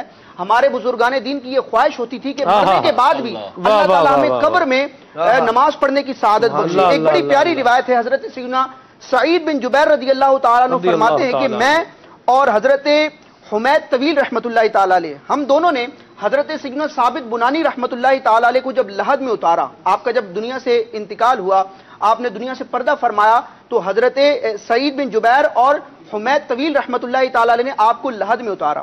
فرماتے ہیں کہ جب ہم نے ان کو لحد میں اتارا اور اینٹیں درست کر رہے تھے تو ایک اینٹ نیچے گر گئی۔ اللہ اکبر۔ جب ہم نے اس اینٹ کو اٹھانے کے لیے اندر دیکھا تو حضرت سیدنا ثابت بنانی رحمۃ اللہ تعالیٰ علیہ اپنی قبر میں نماز پڑھ رہے ہیں۔ اللہ، اور یہ نماز کیوں پڑھ رہے ہیں؟ پھر آپ خود فرماتے ہیں کہ وہ دنیا میں رب تبارک و تعالیٰ کی بارگاہ میں یوں دعا کرتے تھے۔ آج ہم دنیا میں جیتے جی نماز سے غافل ہیں، لیکن اس بزرگ کی شان دیکھیں، فرماتے ہیں کہ حضرت ثابت بنانی رحمۃ اللہ تعالیٰ علیہ رب کی بارگاہ میں دنیا میں عرض کرتے تھے کہ اللہم ان کنت اعطیت احدا من خلقک الصلاۃ فی قبرہ فآتنیہا، فرماتے عرض کرتے ہیں اے اللہ اگر تو نے اپنی مخلوق میں سے کسی کو اس کی قبر میں نماز ادا کرنے کا شرف بخشا ہے تو مجھے بھی یہ شرف عطا فرما۔ اور رب تبارک و تعالیٰ نے ان کی یہ دعا قبول کی، اور یہ دنیا سے جانے کے بعد بھی، زمین کے اوپر ہم نماز میں سستی کرتے ہیں، زمین کے اندر جانے کے بعد بھی یہ نماز میں ہے۔ اللہ اللہ اللہ، سبحان اللہ۔ بڑے پیارے مدنی پھول بیان ہو رہے ہیں، نماز کی اہمیت بھی اجاگر ہو رہی ہے۔ کچھ آپ کی کالز کو لیتے ہیں، پھر انشاءاللہ مزید مدنی پھولوں کو شامل کرتے ہیں۔ ایک مدنی گلدستہ بھی دکھانا ہے آپ کو۔ جی، میرا نام غلام فرید اختاری ہے۔ آپ کا پروگرام ماہ رمضان بہت اچھا۔ میری ایک فرمائش ہے، بنیاتی نظیروں کا فی نظرین، یہ والی بات سنوا دیجیے گا۔ مرحبا مرحبا، مدینہ مدینہ۔ جی، میرا نام محمد حسن رضا اتاری ہے، میں سردار آباد فیصلہ آباد سے عرض کر رہا ہوں۔ سلسلہ بہار رمضان بہت اچھا ہے۔ اللہ عز و جل مدنی چینل کو ترقیاں اور عروج عطا فرمائے۔ اشفاق بھائی سے مدنی انتجا ہے کہ یہ نعت سنا دیں. سوئے طیبہ جانے والوں مجھے چھوڑ کر نہ جانا. اللہ اکبر. مرحبا. عبدالسلام اتاری، ہند اتاری کابینہ، کلکتہ سے عرض کر رہا ہوں. ماشاءاللہ مدنی چینل کا مقبول عام سلسلہ بہار رمضان جو کہ فیضان رمضان کو عام کر رہا ہے، اور آج کا موضوع بھی بڑا ہی پیارا اور دلچسپ ہے، نماز. تو ہمارا سلیمان بھائی سے میرا سوال عرضی ہے کہ رمضان میں تو ماشاءاللہ بہت اچھی ترکیب رہتی ہے، کچھ ایسی صورت بتائیں، کچھ ایسا حل بتائیں عالمی سطح پر دیکھے جانے والے مدنی چینل کے ناظرین کو کہ ہماری مسجدیں سال بھر کیسے آباد رہے، اس کا کوئی حل بیان فرما دیجئے. جزاک اللہ خیرہ. دعوت اسلامی کی مدنی مہر سے وابستہ ہو جائیں اور 12 مدنی کاموں کو اپنی ذات کے اندر جو ہے وہ راسخ کریں، مضبوط کریں، اور یہ ذہن بنا لیں کہ جو بھی ہو میں نے نماز نہیں چھوڑنی، اللہ تبارک و تعالیٰ کا حکم ہے، اس کو ادا کرنا ہے، تو انشاءاللہ ذہن بنتا رہے گا اور عمل کی توفیق بھی ملتی رہے گی. مرحبا. جی محمد ارشد اتاری سردار آباد سے عرض کر رہا ہوں، اور ماشاءاللہ سلسلہ بہت پیارا چل رہا ہے، اور راشد بھائی کا انداز ماشاءاللہ عز و جل بہت ہی پیارا ہے اور بہت ہی میٹھا انداز ہے. اور ہم راشد بھائی کی ہم یہ عرض کرنا چاہتے ہیں کہ راشد بھائی ماشاءاللہ کب سے مدنی ماحول میں اور کیسے مدنی ماحول میں آئے، یہ ہمیں ذرا بتائیے گا. اور راشد بھائی انشاءاللہ آگے چل کے جو ہے نا، امید ہے کہ اللہ نے چاہا تو اللہ کی رحمت سے مفتی بنیں گے انشاءاللہ، یہ ہماری دعا ہے. السلام علیکم ورحمۃ اللہ وبرکاتہ. وعلیکم السلام ورحمۃ اللہ وبرکاتہ. آپ کی دعا ہے، ہماری دعا بھی ہے. ماشاءاللہ تخصص میں جو ہے وہ داخلہ ہو چکا ہے، ٹیسٹ وغیرہ بھی پاس کر چکے ہیں. جی تدریب کے لیے ہاں تخصص بھی کر چکے ہیں، اور اب تدریب کے لیے یعنی افتاء لکھنے کے لیے، فتویٰ لکھنے کے لیے بھی منتخب جو ہے یہ ہو چکے ہیں. جی مفتی صاحب کی صحبت فیض اثر پائیں گے انشاءاللہ. اور فرسٹ آئے تھے نا جی تخصص میں فرسٹ آئے تھے، فرسٹ پوزیشن حاصل پہلی کی، پوزیشن حاصل کی. بڑے بڑے ذہین اور بڑے ذہین و فتین آدمی ہیں ماشاءاللہ. اور ان کا ایک اور بڑا پیارا وصف جو ہے وہ یہ بھی ہے کہ آج ان کی ساری بھی بہت ہے ماشاءاللہ، محبت بھی دیتے ہیں، پیار بھی دیتے ہیں، اور ایک بڑا پیارا انداز ہے ان کا. اللہ ان کو نظر بد سے بچائے، ان کی والدہ ماجدہ کی، ان کے گھر بار کے اللہ حفاظت فرمائے، اور ان کے والد صاحب کے لیے بھی دعا فرمائیے گا، اللہ کریم ان کی بلا حساب بخشش اور مغفرت فرمائے. بہت شکریہ. راشد بھائی کی طرف سے میں نے ہی جو ہے وہ رسپونڈ کر دیا ہے، اور میں دیکھ رہا ہوں راشد بھائی جو ہے وہ چلے ٹھیک ہے، آپ اپنا کام نپٹائیں، تب تک ہم مزید کالز لیتے ہیں. جی میرا نام محمد افضل رضا تاری ہے، میں مرکز العالیہ لاہور سے عرض کر رہا ہوں، مجھے یہ کلام سنا دے. یہ عرض گناہ گار کی ہے شاہ زمانہ، جب آخری وقت آئے مجھے بھول نہ جانا. کیا پیارے کلام کی فرمائش کی ہے. اللہ اللہ سبحان اللہ. جی میرا نام سبقان نور تاریہ ہے، میں مرکز العالیہ لاہور سے عرض کر رہی ہوں، مجھے یہ کلام سنا دے. آنکھوں کا تارا نام محمد، دل کا اجالا نام محمد. واہ جی واہ ماشاءاللہ. مرحبا. مدینہ مدینہ. فاروق نگر لارکانہ سے محمد رضا اتاری. سلمان بھائی بہت اچھا پروگرام ہے الحمدللہ. بہار رمضان نعت سنیے مدنی مدینے والے. مرحبا مرحبا. بہت شکریہ سائیں، جزاک اللہ. ہند کے شہر کانپور سے شاہد اتاری عرض کر رہا ہوں، اسد بھائی یہ کلام سنا دیجئے. اب تو بس ایک ہی دن ہو کے مدینہ دیکھوں. مدینہ مدینہ. جی میں محمد بابر بن یونس اتاری زمزم نگر حیدرآباد لطیف آباد نمبر 10 سے بات کر رہا ہوں. اسد بھائی سے عرض ہے یہ کلام سنا دیجئے.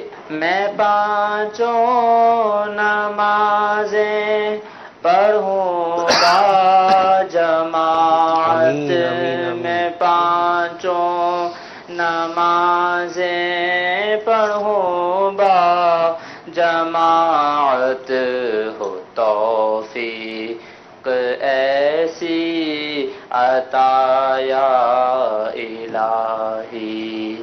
آمین آمین بجاہ طٰہٰ و یاسین. بہت شکریہ آپ کی کال کے لیے، آپ کی حوصلہ افزائی کے لیے. فرمائش بھی ماشاءاللہ اچھی کیا کی ہے آپ نے، بلکہ اچھے طریقے سے پوری بھی کر دی ہے ہماری طرف سے. اللہ جزائے خیر عطا فرمائے. ایک مدنی گلدستہ شامل کرتے ہیں، پھر اس کے بعد انشاءاللہ اشفاق بھائی سے بھی کلام سنیں گے، اسد بھائی سے بھی سنیں گے. جی رمضان مرحبا رمضان مرحبا رمضان مرحبا رمضان مرحبا رمضان مرحبا رمضان مرحبا. صلو علی الحبیب صلی اللہ تعالی علی محمد صلی اللہ علیہ وسلم. میٹھے میٹھے اسلامی بھائیوں اور مدنی چینل کے ناظرین، سلسلہ ہے ایک واقعہ حدیث سے. سبحان اللہ، میرے آقا علیہ الصلوۃ والسلام کے فرامین کی بھی کیا بات ہے. بخاری شریف کی حدیث ہے اور شاندار واقعہ ہے. بلکہ یوں کہا جا سکتا ہے یہ شاندار حدیث ایک ایسے واقعے کو بیان کرتی ہے جو بار بار پیش آتا ہے. جی ہاں، یہ کیسا واقعہ ہے جو بار بار پیش آتا ہے. ہو سکتا ہے ہمارے ساتھ بھی پیش آیا ہو. ہم اللہ سے دعا کرتے ہیں کہ یہ ماجرا ہمارے ساتھ بھی ضرور ہوا ہو. حدیث پاک میں ہے، حضرت ابو ہریرہ رضی اللہ تعالیٰ عنہ روایت کرتے ہیں کہ رسول اللہ صلی اللہ تعالیٰ علیہ وسلم نے فرمایا، اللہ تبارک و تعالیٰ کے کچھ فرشتے ایسے ہیں جو ذکر الہی کرنے والے کی تلاش میں گھومتے رہتے ہیں، اور جب کچھ لوگوں کو اللہ تعالیٰ کا ذکر کرتے ہوئے پاتے ہیں تو دوسرے فرشتوں کو آواز دیتے ہیں، سبحان اللہ، آؤ اپنی حاجت کی طرف آؤ. پھر وہ فرشتے ذکر کرنے والوں کو آسمان دنیا تک اپنے بازوؤں سے ڈھانک لیتے ہیں، یعنی کور اپ کر لیتے ہیں اس ذکر کی، اس مجلس کو، اس اجتماع کو.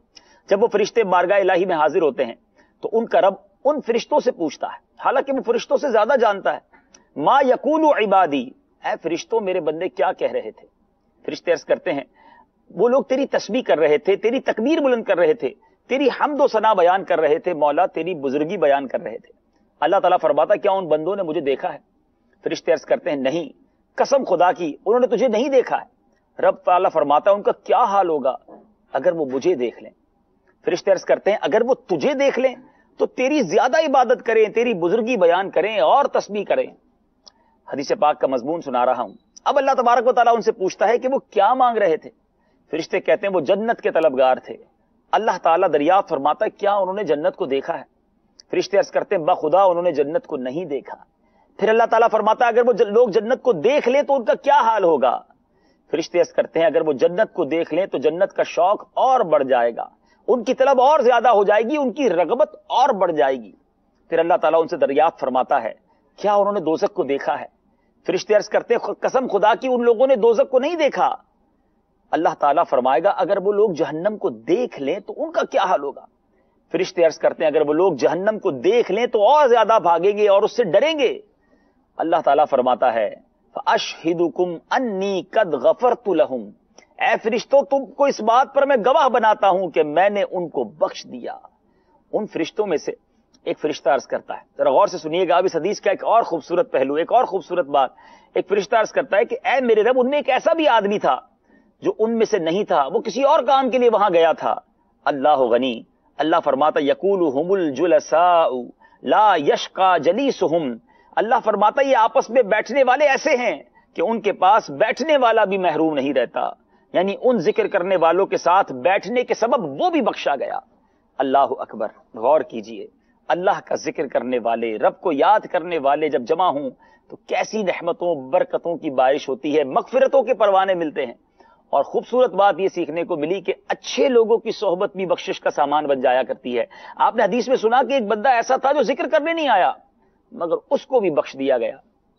تو اب ہم سوچیں ہماری صحبت کیسی ہے، ہمارا اٹھنا بیٹھنا کن کے ساتھ ہے، اللہ والوں کے ساتھ ہے یا اللہ کی ناراضی والے کام کرنے والوں کے ساتھ ہے؟ ذرا غور کریں نا، شرابیوں کے ساتھ بیٹھ کر، جواریوں کے ساتھ بیٹھ کر، بدکاروں کے ساتھ بیٹھ کر، اللہ کے نافرمانوں کے ساتھ بیٹھ کر ہم کیا پائیں گے؟ اللہ کی ناراضی، اللہ کی طرف سے غضب ان پر برس رہا ہے اور ہم ان کے قریب بیٹھے. ہم ان کے ساتھ بیٹھیں جو اللہ والے ہیں، جو ذکر اللہ کرنے والے ہیں، جو درود و سلام پڑھنے والے ہیں، جو سرکار علیہ الصلوۃ والسلام کے عشق کو پھیلانے والے ہیں. اچھے ماحول کا اثر بہت زیادہ ہوتا ہے، اچھوں کی برکتوں سے بخشش ہو جایا کرتی ہے. یہ حدیث ہم سب کو پیغام دے رہی ہے کہ اچھوں کی صحبت میں بیٹھنا چاہیے. آج کے دور میں دعوت اسلامی کا مدنی ماحول ہمارے سامنے ہے. آئیے اس مدنی ماحول سے وابستہ ہو جائیں جہاں لاکھوں لاکھ عاشقان رسول اللہ کا ذکر کرتے ہیں، اس کے حبیب علیہ الصلوۃ والسلام کا ذکر کرتے ہیں، قرآن و حدیث کی باتیں کرتے ہیں، آخرت کی یاد دلاتے ہیں. ان اچھوں کے ساتھ رہیں گے، اللہ کے کرم سے ہم بھی اچھے ہو جائیں گے. اللہ مجھے بھی آپ کو بھی اچھی صحبت اور اچھا ماحول اپنانے کی توفیق عطا فرمائے. مدنی چینل دیکھتے رہیے. صلو علی الحبیب صلی اللہ تعالی علی محمد صلی اللہ علیہ وسلم. رمضان مرحبا رمضان مرحبا رمضان مرحبا رمضان مرحبا رمضان مرحبا رمضان مرحبا. اللہ اللہ تعالیٰ ہمیں بھی اپنا ذکر کرنے کی توفیق عطا فرمائے. آپ کی فرمائشیں کافی ساری, آئیے ان کی طرف چلتے ہیں. پہلے کلام سنائیں گے اشفاق بھائی, پھر انشاءاللہ اسد بھائی. صلی اللہ تعالی علیہ وسلم. آنکھوں کا تارا نام محمد, دل کا اجالا نام محمد. آنکھوں کا تارا نام محمد, دل کا اجالا نام محمد. پوچھے گا مولا کہلایا کیا کیا, پوچھے گا مولا کہلایا کیا کیا, پوچھے گا مولا کہلایا کیا کیا, پوچھے گا مولا کہلایا کیا کیا. میں یہ کہوں گا نام محمد, میں یہ کہوں گا نام محمد. آنکھوں کا تارا نام محمد, دل کا اجالا نام محمد. رکھو لحد میں جس دم عزیزو, رکھو لحد میں جس دم عزیزو, رکھو لحد میں جس دم عزیزو, رکھو لحد میں جس دم عزیزو. مجھ کو سنانا نام محمد, مجھ کو سنانا نام محمد. آنکھوں کا تارا نام محمد, دل کا اجالا نام محمد. صلی اللہ علیہ وسلم. جی امام صاحب. یہ عرض گناہگار کی ہے شاہ زمانہ, یہ عرض گناہگار کی ہے شاہ زمانہ. جب آخری وقت آئے مجھے بھول نہ جانا, جب آخری وقت آئے مجھے بھول نہ جانا. ڈر لگتا ہے ایمان کہیں ہو جائے نہ برباد, ڈر لگتا ہے ایمان کہیں ہو جائے نہ برباد. سرکار برے خاتمے سے مجھ کو بچانا, سرکار برے خاتمے سے مجھ کو بچانا. آقا میرا جس وقت کے دم ٹوٹ رہا ہو, آقا میرا جس وقت کے دم ٹوٹ رہا ہو, اس وقت مجھے چہرہ پر نور دکھانا, اس وقت مجھے چہرہ پر نور دکھانا.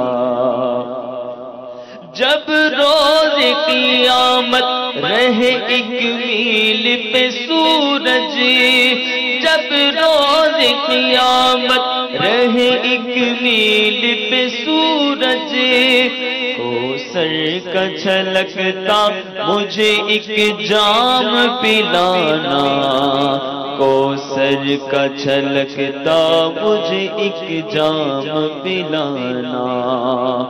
اور فرما کے شفاعت میری اے شافع محشر, فرما کے شفاعت میری اے شافع محشر.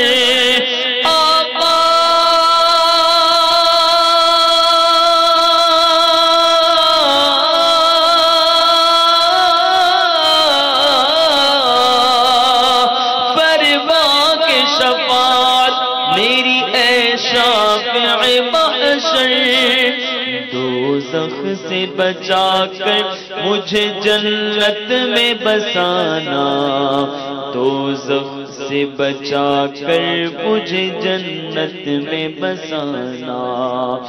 اللہ کی رحمت سے یہ مایوس نہیں ہے، اللہ کی رحمت سے یہ مایوس نہیں ہے، ہو جائے گا عطار کی بخشش کا بہانہ، ہو جائے گا ہم سب کی بھی بخشش کا بہانہ، ہو جائے گا ہم سب کی بھی بخشش کا زمانہ، ہو جائے گا عطار کی بخشش کا بہانہ۔ سبحان اللہ سبحان اللہ۔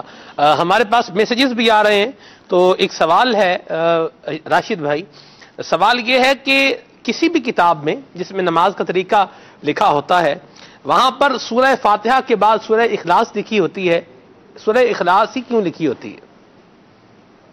اس کی کوئی خاص وجہ تو ذہن میں نہیں ہے جی، اس کا ایک جواب میرے ذہن میں بھی ہے، لیکن پہلے آپ سارے اس کا جواب دیں پھر میں جواب دوں گا۔ جی مہروز بھائی آپ کیا فرمائیں گے؟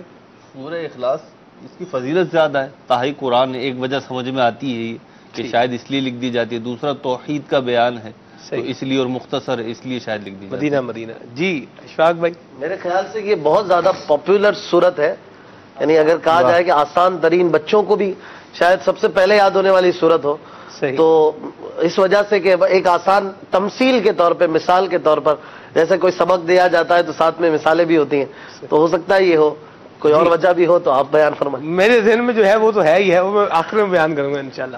جی آپ لگتا یوں ہی ہے کہ کثرت کے ساتھ پڑھی جاتی ہے اور آسانی کے ساتھ یاد بھی ہو جاتی ہے، اور ایک تعداد ایسی ہے کہ جنہیں انا اعطینا کل کوثر یاد نہیں ہوگی لیکن قل هو اللہ شریف یاد ہوگی، سورۃ اخلاص یاد اعتبار سے۔ مدینہ میرے ذہن میں جو وجہ ہے وہ یہ ہے، چونکہ جو کاتب ہے وہ لکھتا ہی سورۃ اخلاص ہے، اس لیے سورۃ اخلاص لکھی ہوتی ہے، اگر وہ کوئی اور سورت لکھ دے گا تو کوئی اور سورت جو ہے وہ پرنٹ ہو جائے گی، ظاہر سی بات ہے۔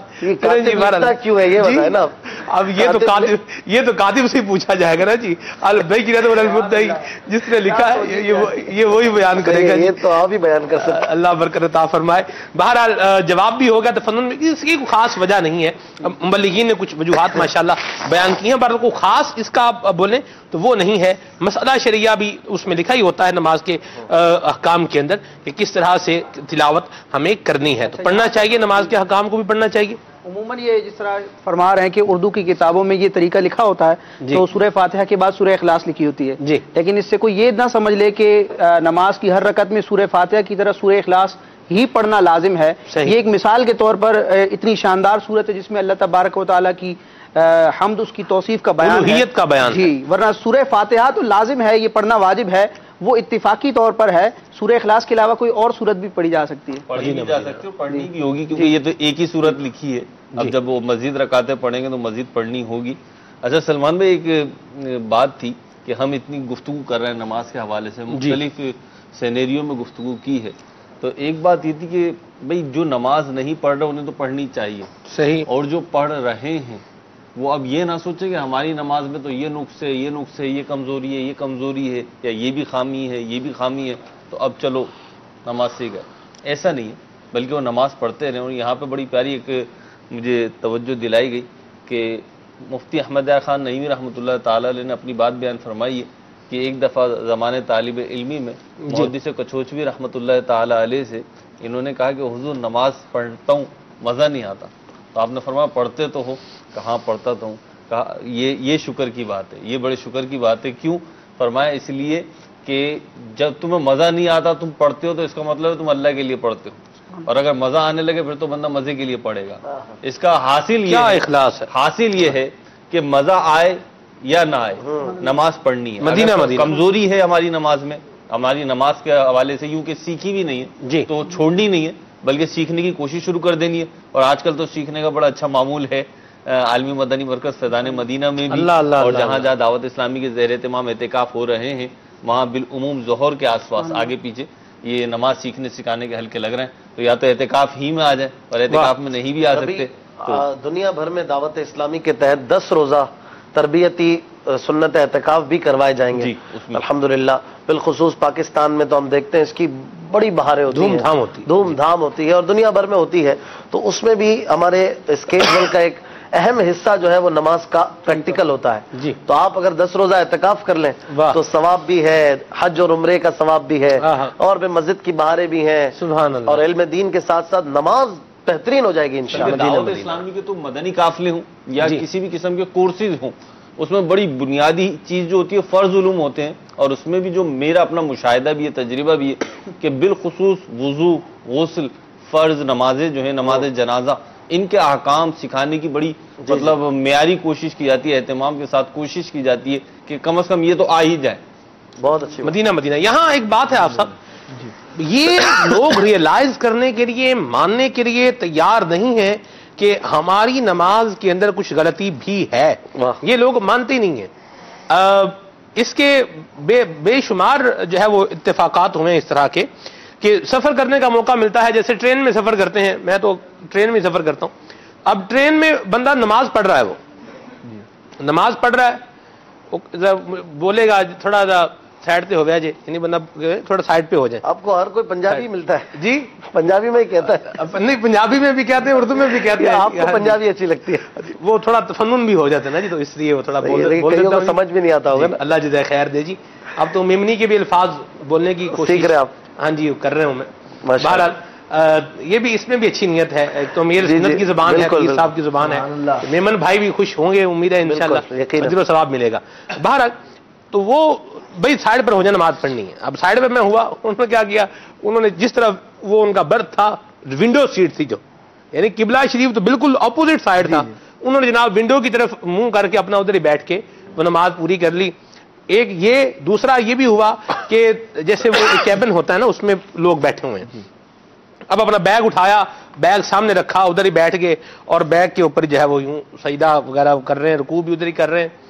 تو ان کو کہا کہ بھئی آپ, بڑی اچھی بات ہے نماز پڑھنی چاہیے بالکل, اور آپ کا جذبہ ہے, ذوق شوق ہے مدینہ, لیکن اگر یہ اس کو صحیح طریقے سے پڑھ لیں گے تو یہ ادا بھی ہو جائے گی, کیونکہ حضور نے فرمایا ہے صلو کما رأیتمونی اصلی, نماز یوں پڑھو جس طرح تم مجھے دیکھ رہے ہو کہ میں نماز ادا کر رہا ہوں.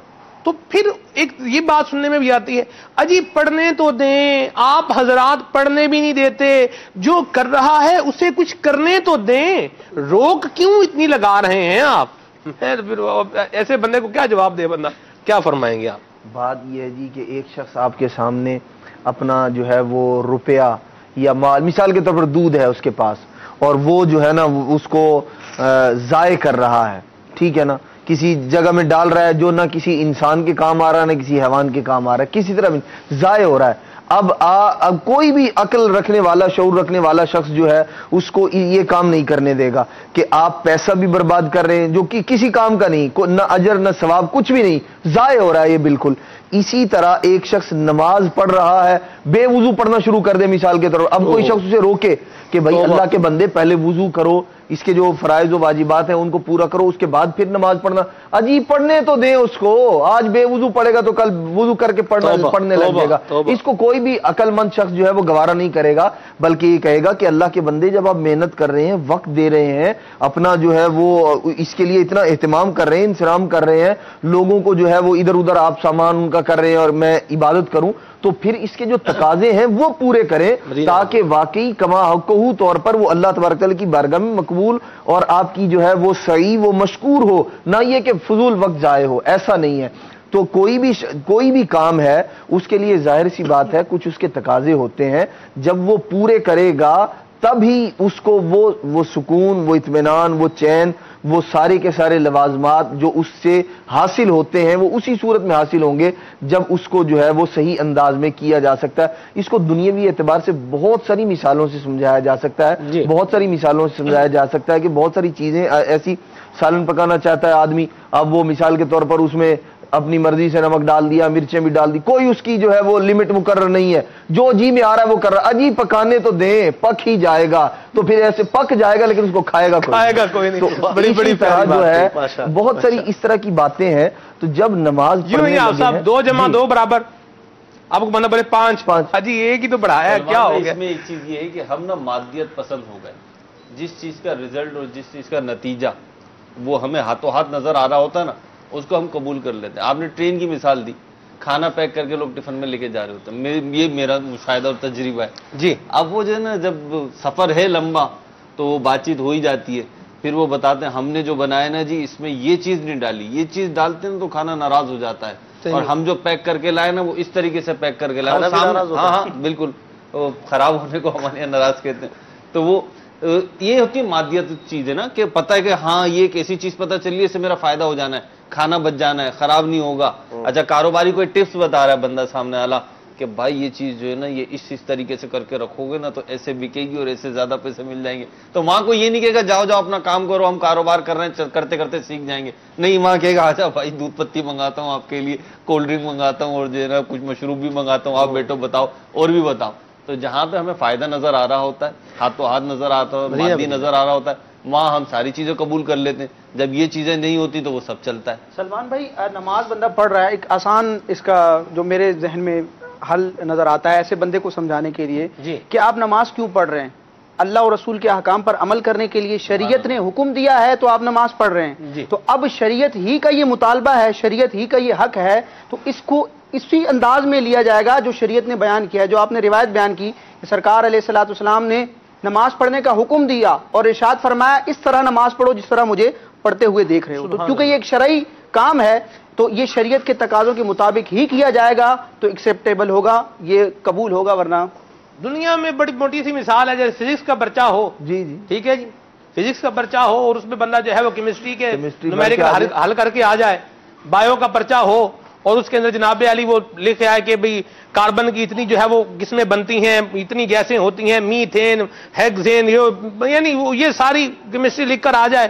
ٹھیک ہے جی، ایلیمنٹس لکھ کر آ جائے. جی لکھا تو صحیح ہے، ہاں صحیح لکھ کر، بالکل صحیح لکھ کر آئے. ویلنسیاں لکھ کر آ جائے، کس ایٹم کے اندر کتنے پروٹون ہیں، کتنے الیکٹران ہیں، اس کے نیوکلس کے اندر جو ہے وہ کیا ہوتا ہے، یعنی سارا کر کے آ جائے. اور پیپر کس کا ہو، بایولوجی کا، تو نمبر کتنے ملیں گے؟ یوں ہی پریکٹیکل اگر ہو، وائوا ہے، وائوے میں اگر ٹیچر جو ہے وہ سوال کر رہا ہے فزکس کا اور جواب جو ہے وہ بنا دے رہا ہے پاک اسٹڈی کا، تو اس کو بولیں گے جا کاکا موج اڑا جا کے جاؤ بیٹا چھٹی کرو آپ. اور پریکٹیکل میں جو فیل ہو جائے وہ تو فل فیل ہو جاتا ہے نا. تو اب یہ بات ایک تفنن کے لیے بھی ہے اور سمجھنے کے لیے بھی ہے. دیکھیں پریکٹیکل جو ہے وہ کیمسٹری میں اپنی مرضی سے بیان نہیں کر سکتا، اس کا کیمسٹری کا فارمولا میں اپنی مرضی سے نہیں لکھ سکتا. الجبرا کی کوئی جو ہے وہ مساوات ہے وہ میں اپنی مرضی سے بیان نہیں کر سکتا، وہ جو ہے وہی بیان کرنا ہے. a+2² = a² + b² + 2ab، یہی لکھنا ہے، اپنی طرف سے بنا کر نہیں لکھ کر آ سکتے.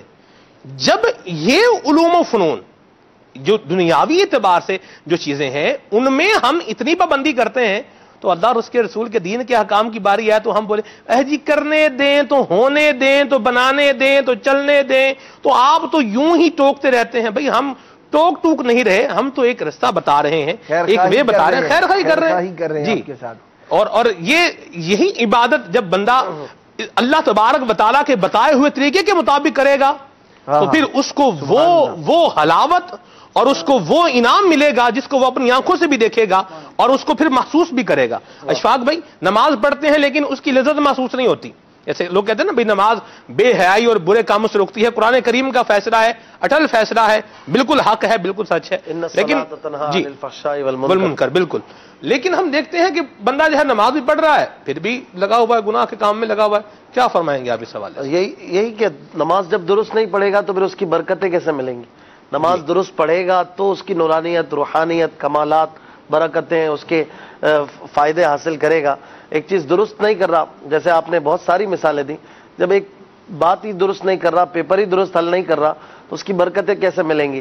اب نمازوں میں ایسے برے حالات ہیں لوگوں کے، پڑھنے والے، نماز پڑھنے والے بھی، ان کو بہت ساری ایسی غلطیاں اور نقائص کرتے ہوئے آپ دیکھیں گے کہ علمان والحفیظ گویا وہ کوئی مذاق اڑا رہے ہیں. یہاں تک کہ احادیث طیبات میں اس طرح کے مفاہیم ملتے ہیں کہ جو اپنی نمازوں میں توجہ نہیں رکھتے ہوں گے، نماز میں دھیان نہیں لگاتے ہوں گے، ایسوں کی نماز کو کالے کپڑے میں لپیٹ کر قیامت کے دن ان کے منہ پہ مار دیجیے. ایسی نماز مقبول نہیں ہوگی. تو ایسی نماز ہم پڑھیں گے تو پھر کہاں سے وہ بے حیائی کے باتوں سے روکے گی، کاموں سے روکے گی. کسی نے بڑی پیاری بات کہی کہ جب نماز میں یہ توجہ ہو جائے گی, یہ خیال جم جائے گا کہ اللہ دیکھ رہا ہے, اللہ دیکھ رہا ہے, اللہ دیکھ رہا ہے, اللہ دیکھ رہا ہے, تو نماز میں جب یہ توجہ, یہ ذہن بن جائے گا, تو نماز کے بعد ایک اور نماز آتی ہے, پھر نماز کے بعد ایک اور نماز آتی ہے. نماز کا سلسلہ کنٹینیوسلی جاری ہے, اور یہ 5 نمازیں ہمارے پورے دن رات کو گھیرے ہوئے ہیں. تو جب نماز میں یہ ذہن بن جائے گا, تو نماز کے بٹوین جو ٹائم ہے, جو اس کے دوران وقت ہے, اس میں بھی ذہن یہ بن جائے گا کہ اللہ دیکھ رہا ہے. پھر وہ جب مسجد سے نکلے گا, اللہ سوچے گا اللہ دیکھ رہا ہے, چپل پہنے گا تو اللہ دیکھ رہا ہے, دکان پہ بیٹھے گا تو اللہ دیکھ رہا ہے, گھر میں گھسے گا تو اللہ دیکھ رہا ہے, سوتے جاگتے اٹھتے بیٹھتے اس کا جب یہ ذہن ہوگا اللہ دیکھ رہا ہے, تو بنیادی طور پر نماز میں ذہن بنانا ہے کہ مجھے اللہ دیکھ رہا ہے, میں اس کے لیے نماز پڑھ رہا ہوں. پھر دیکھیں یہ نماز کیسے بے حیائی اور برے کاموں سے روکتی ہے. سبحان اللہ. بے حیائی اور برے کاموں سے روکنے کا معاملہ ہے. دوسرا یہ کہ بندہ اگر صلاۃ و سنت کے مطابق, شریعت کے مطابق نماز پڑھتا ہے, تو اس کو یہ نماز اخروی عذاب سے بچانے کے ساتھ ساتھ دنیاوی مشکلات سے بھی بچاتی ہے. مفسر شہیر حکیم الامت مفتی احمد یار خان نعیمی رحمۃ اللہ تعالی علیہ نے تفسیر نعیمی میں بڑا پیارا نقطہ ذکر کیا. آپ فرماتے ہیں کہ شریعت اسلامیہ نے, اسلام نے ہر مصیبت کے موقع پر نماز پڑھنے کا حکم دیا. اس سے معلوم ہوا کہ نماز جو ہے ہر مصیبت کا علاج ہے. مثال کے طور پر بارش نہیں ہو رہی تو بارش مانگنے کے لیے نماز استسقاء کا اہتمام کیا جائے. سورج گہن یا چاند گہن ہے, یہ عذاب کا اور ایک غضب کا معاملہ ہوتا ہے, اس کی علامات ہوتی ہیں, تو اس میں نماز کسوف کا حکم دیا گیا. اسی طرح کوئی مشکل پیش آ گئی تو صلاۃ الحاجات کا شریعت نے حکم دیا. تو ہمارے دنیاوی معاملات اور پریشانیوں کا حل بھی نماز ہی میں ہے, لیکن شرط یہ ہے کہ نماز کو اسی طرح پڑھا جائے جس طرح شریعت نے پڑھنے کا حکم دیا ہے. اس اعتبار سے بھی سلمان بھائی دیکھیں نا, نماز کی برکات کے اعتبار سے جی, تو 2 برکتیں تو بہت ہی واضح ہیں جی. ایک ہی کہ جو نماز پڑھنے کی جس کی عادت ہوگی, ترکیب بنائے گا, پابندی نصیب ہو جائے گی اسے, ایک تو وہ نظافت رہے گی اس کے مزاج میں, اس کے لباس میں, اس کے جسم میں, اچھا خیالات میں بھی نظافت آ جائے گی, اس کی پاکیزگی آ جائے گی. اس کی برکت دیکھی بھی ہے, مشاہدہ ہے, تجربہ ہے. اور دوسرا یہ کہ پنکچولیٹی ہوگی, وقت کی پابندی بڑی اس کی ہو جائے گی. بالکل. اور مطلب جو 5 نمازیں جو پڑھتا ہوگا نا, ایسا لگتا ہے اس کے وقت میں برکت آ جاتی ہے. یہ محسوسات ہیں میرے اپنے کہ نمازی جو ہوتا ہے اس کے وقت میں ایسا لگتا ہے برکت آ جاتی ہے. اچھا پھر اس کی زبان پہ نماز ہوتا ہے, آپ سے وہ کوئی ٹائمنگ سیٹ کرے گا, بھائی کتنے بجے آنا ہے, فجر کے بعد آ جائیں, کتنے بجے کھانا کھانا ہے, زور سے پہلے فلائٹ کروانی ہے یار, نماز کا خیال رکھنا. آپریشن کراتے ہوئے دیکھا ہے, مطلب ہاسپٹل میں دیکھا ڈاکٹر سے کہ وہ آپریشن کا ٹائم دے, ڈاکٹر صاحب ایسا ٹائم رکھیے گا. الحمدللہ امیر اہل سنت کے غلاموں پر کہ آپریشن کرانا ہے تو اب آپریشن کتنی دیر کا ہے جی, آدھے گھنٹے کا. ہوش کتنی دیر میں آئے گا, 3 گھنٹے بعد آئے گا. تو ڈاکٹر صاحب یا تو فجر کے بعد رکھ لیں یا عشاء کے بعد رکھ لیں, کوئی ایسا ٹائم رکھ لیں کہ جو وہ نماز قضا. جی مہروز بھائی, اس کی ایک وجہ یہ بھی نظر آتی ہے, ہو سکتا ہے یہ ہو, بزرگوں سے سنا ہے کہ جب بندہ نماز کو اپنے اوپر انفورس کرتا ہے, پڑھتا رہتا ہے, بدتکلف اپنے نفس پہ جبر کرتے ہوئے اس کو پابند کرتا ہے نماز کا, بالآخر ایک وقت ایسا آتا ہے کہ پھر اس کو نماز پکڑ لیتی ہے. پہلے نماز کو اس نے پکڑا تھا, اب نماز اسے اپنے دامن میں لے لیتی ہے. اور پھر آپ نے ایسے لوگ دیکھے ہوں گے کہ جب تک وہ نماز نہیں پڑھتے نا اس وقت کی, بے چین سے رہتے ہیں, ان کو ایک عجیب کیفیت ہوتی ہے, اور جب نماز پڑھ لیتے ہیں ایسے اشاش بشاش ہو جاتے ہیں, پرسکون ہو جاتے ہیں. اس کی وجہ یہ ہوتی ہے کہ انہوں نے نماز کو پہلے تھاما, اب نماز نے انہیں تھام لیا. اللہ اللہ, واہ واہ. آپ صاحب نماز سیکھ لیں, نہیں آتی تو سیکھ لیں, اسلامی بھائی بھی سیکھ لیں, اسلامی بہنیں بھی سیکھ لیں, کیا فرمائیں گے آپ؟ بالکل, یقیناً جب ہم نماز سیکھ کر فرائض, واجبات اور سنن اور مستحبات کے مطابق نماز کے آداب کا خیال رکھتے ہوئے نماز ادا کریں گے تو انشاءاللہ عز و جل وہ 2 رکعت جو نماز کو اس کے ادب, احترام اور سارے کے سارے تقاضے پورے کرنے کے بعد بندہ ادا کرے گا, اس کے اندر وہ چاشنی اور وہ لذت اور وہ کیف اور وہ سرور حاصل ہوگا کہ بندے کا جی نہیں چاہے گا, پھر وہ سجدہ کرے گا تو اس کا جی چاہے گا کہ میں سجدے میں ہی پڑا رہوں, رکوع کرے گا تو اس کا جی چاہے گا کہ میں رکوع کے اندر ہی رہوں. اور پھر زہ نصیب کہ وہ نماز کو سمجھ کر پڑھنے والا بن جائے. سبحان ربی الاعلی, سبحان ربی العظیم کی صدا جب اس کے دل سے نکلتی ہے, زبان سے نکلتی ہے, تو اسے وہ لطف, وہ اللہ تبارک تعالیٰ کا کرم اسے نصیب ہوتا ہے کہ نماز کے اندر اس کا دل لگتا ہے, اور پھر اسے نماز کی نورانیت اور روحانیت نصیب ہوتی ہے. تو اور جن لوگوں نے یقیناً اللہ تبارک تعالیٰ کے جتنے نیک بندے گزرے ہیں, انہوں نے جو نمازوں کی ادائیگی کا ان کا جو معمول تھا, ان کا جو انداز تھا, آپ دیکھیے کتنے اللہ کے ولی ایسے گزرے ہیں. سیدنا پھر خود حضرت سیدنا علی المرتضیٰ کرم اللہ تعالی وجہ الکریم کا، دیگر اور بھی اللہ تبارک تعالیٰ کے اولیاء کرام ہیں، کوئی تکلیف پہنچی جیسے تیر لگ گیا تو اب وہ ویسے ہاتھ لگاتے ہیں، تکلیف ہوتی ہے، لیکن جب یہ نماز کے اندر مصروف ہیں، سیدنا علی المرتضیٰ کرم اللہ تعالی وجہ الکریم صحابہ کرام علیہ مردوان نے فرمایا کہ جب یہ نماز ادا کریں اس وقت نکال لیا جائے، کیوں؟ جب یہ رب کے حضور حاضر ہوتے ہیں پھر دنیا و مافیہ سے بے خبر ہوتے ہیں۔ امیر سنت کیسی پیاری بات کہتے ہیں نا، رہوں مستوں بے خود میں تیری ولا میں رہوں مستوں بے خود میں تیری ولا میں پیلا جام ایسا پیلا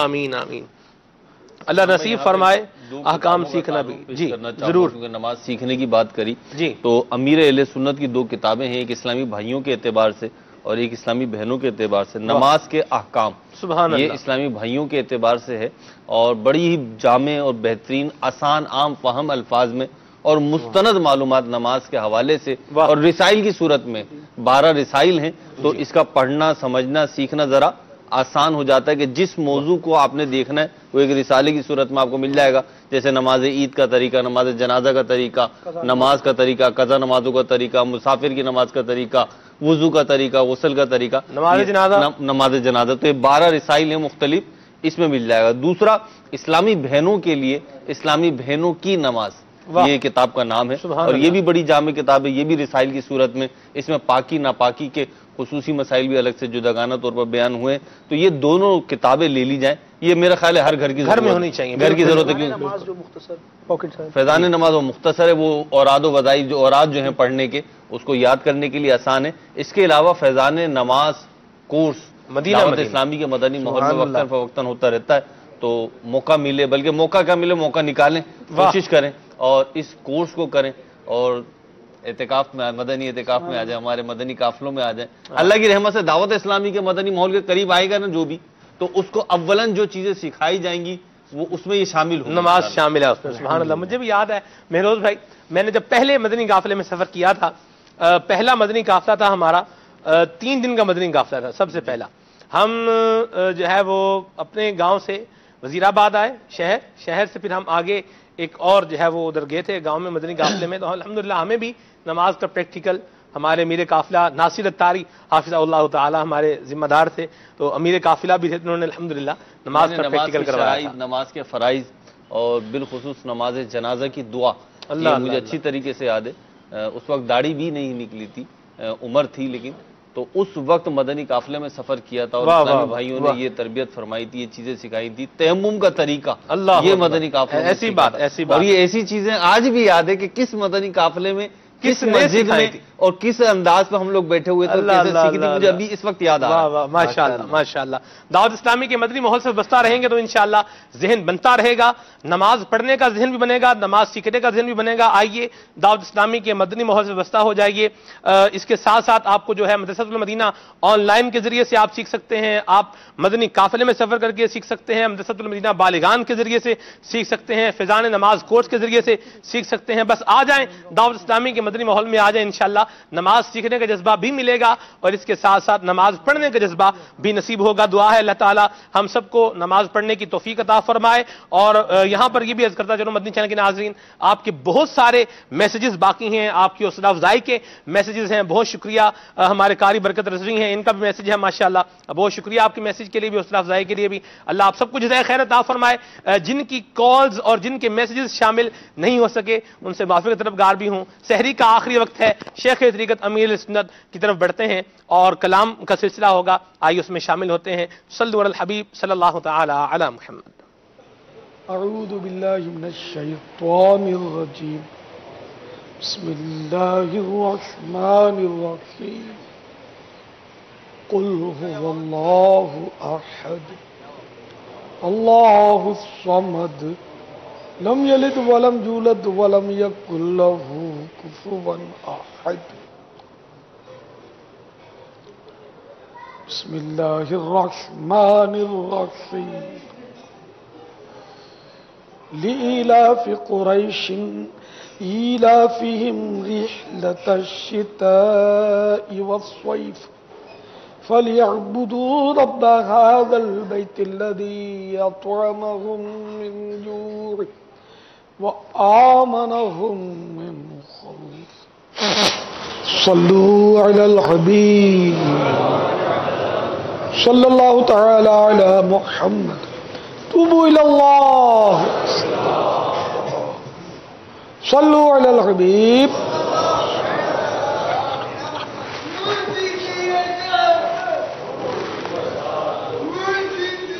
الحمد لله رب العالمين والصلاة والسلام على سيد الأنبياء والمرسلين، أما بعد فأعوذ بالله من الشيطان الرجيم. بسم الله الرحمن الرحيم.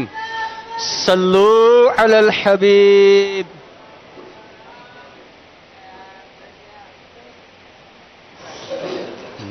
محبت میں اپنی گمایا الہی نہ پاؤں میں اپنا بتایا الہی. محبت میں اپنے گمایا الہی نہ علی محمد. عاشقان رسول متوجہ ہوں. باب المدینہ کراچی میں سحری کا وقت ختم ہونے میں تقریباً 5 منٹ باقی ہیں. باب المدینہ کراچی میں سحری کا وقت ختم ہونے میں تقریباً 5 منٹ باقی ہیں. الہی محبت میں اپنی گمایا الہی نہ پاؤں میں اپنا بتایا الہی نہ پاؤں میں اپنا بتایا الہی. رہوں مست و بے خود میں تیری ودا میں. رہوں مست و بے خود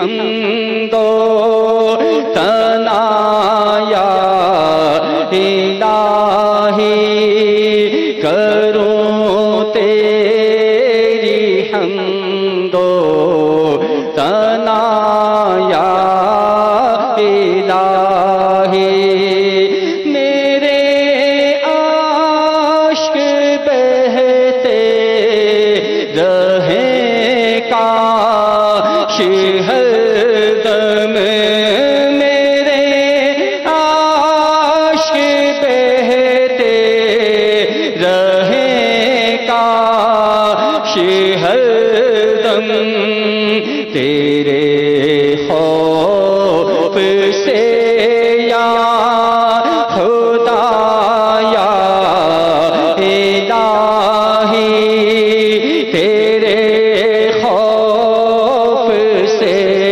या खुदाया इलाही तेरे खौफ से तेरे डर से हमेशा तेरे खौफ से तेरे डर से हमेशा तेरे खौफ से तेरे डर से हमेशा मैं थर थर रहूं कांपता या इलाही सल्लल्लाहु ताला अला मुहम्मद। आशिकान रसूल मुतवज्जे हूँ। बाबुल मदीना कराची में सहरी का वक्त ख़त्म हो रहा है। अज़ान का इंतज़ार किए बगैर खाना पीना बंद कर दीजिए, क्योंकि अज़ान सहरी का वक्त ख़त्म हो जाने के बाद नमाज फजर के लिए दी जाती है।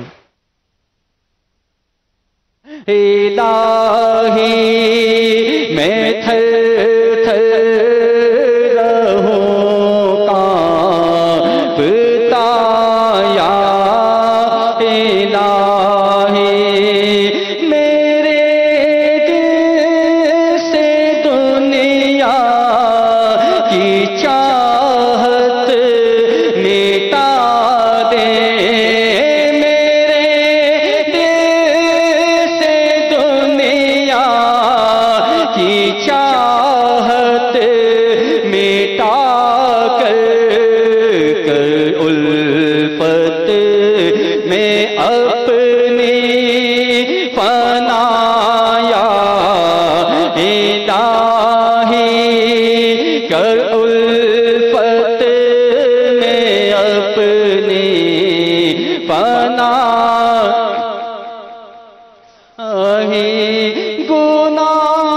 गुनाहों ने मेरी कमर तोड़ डाली गुनाहों ने मेरी कमर तोड़ डाली गुनाहों ने मेरी कमर तोड़ डाली मेरा हश्र में होगा क्या या इलाही मेरा हश्र में होगा क्या या इलाही गुनाहों के अमराज से नीम चाहूं गुनाहों के अमराज से नीम चाहूं पाए मुर्शिदी दे शिफाया इलाही पाए मुर्शिदी दे या इलाही बना दे मुझे नेकिने को का सदका बना।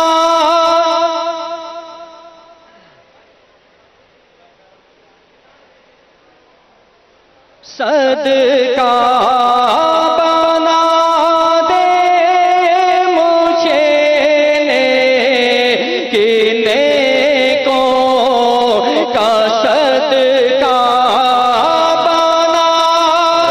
अस्सलामु अलैका या रसूल अल्लाह व अला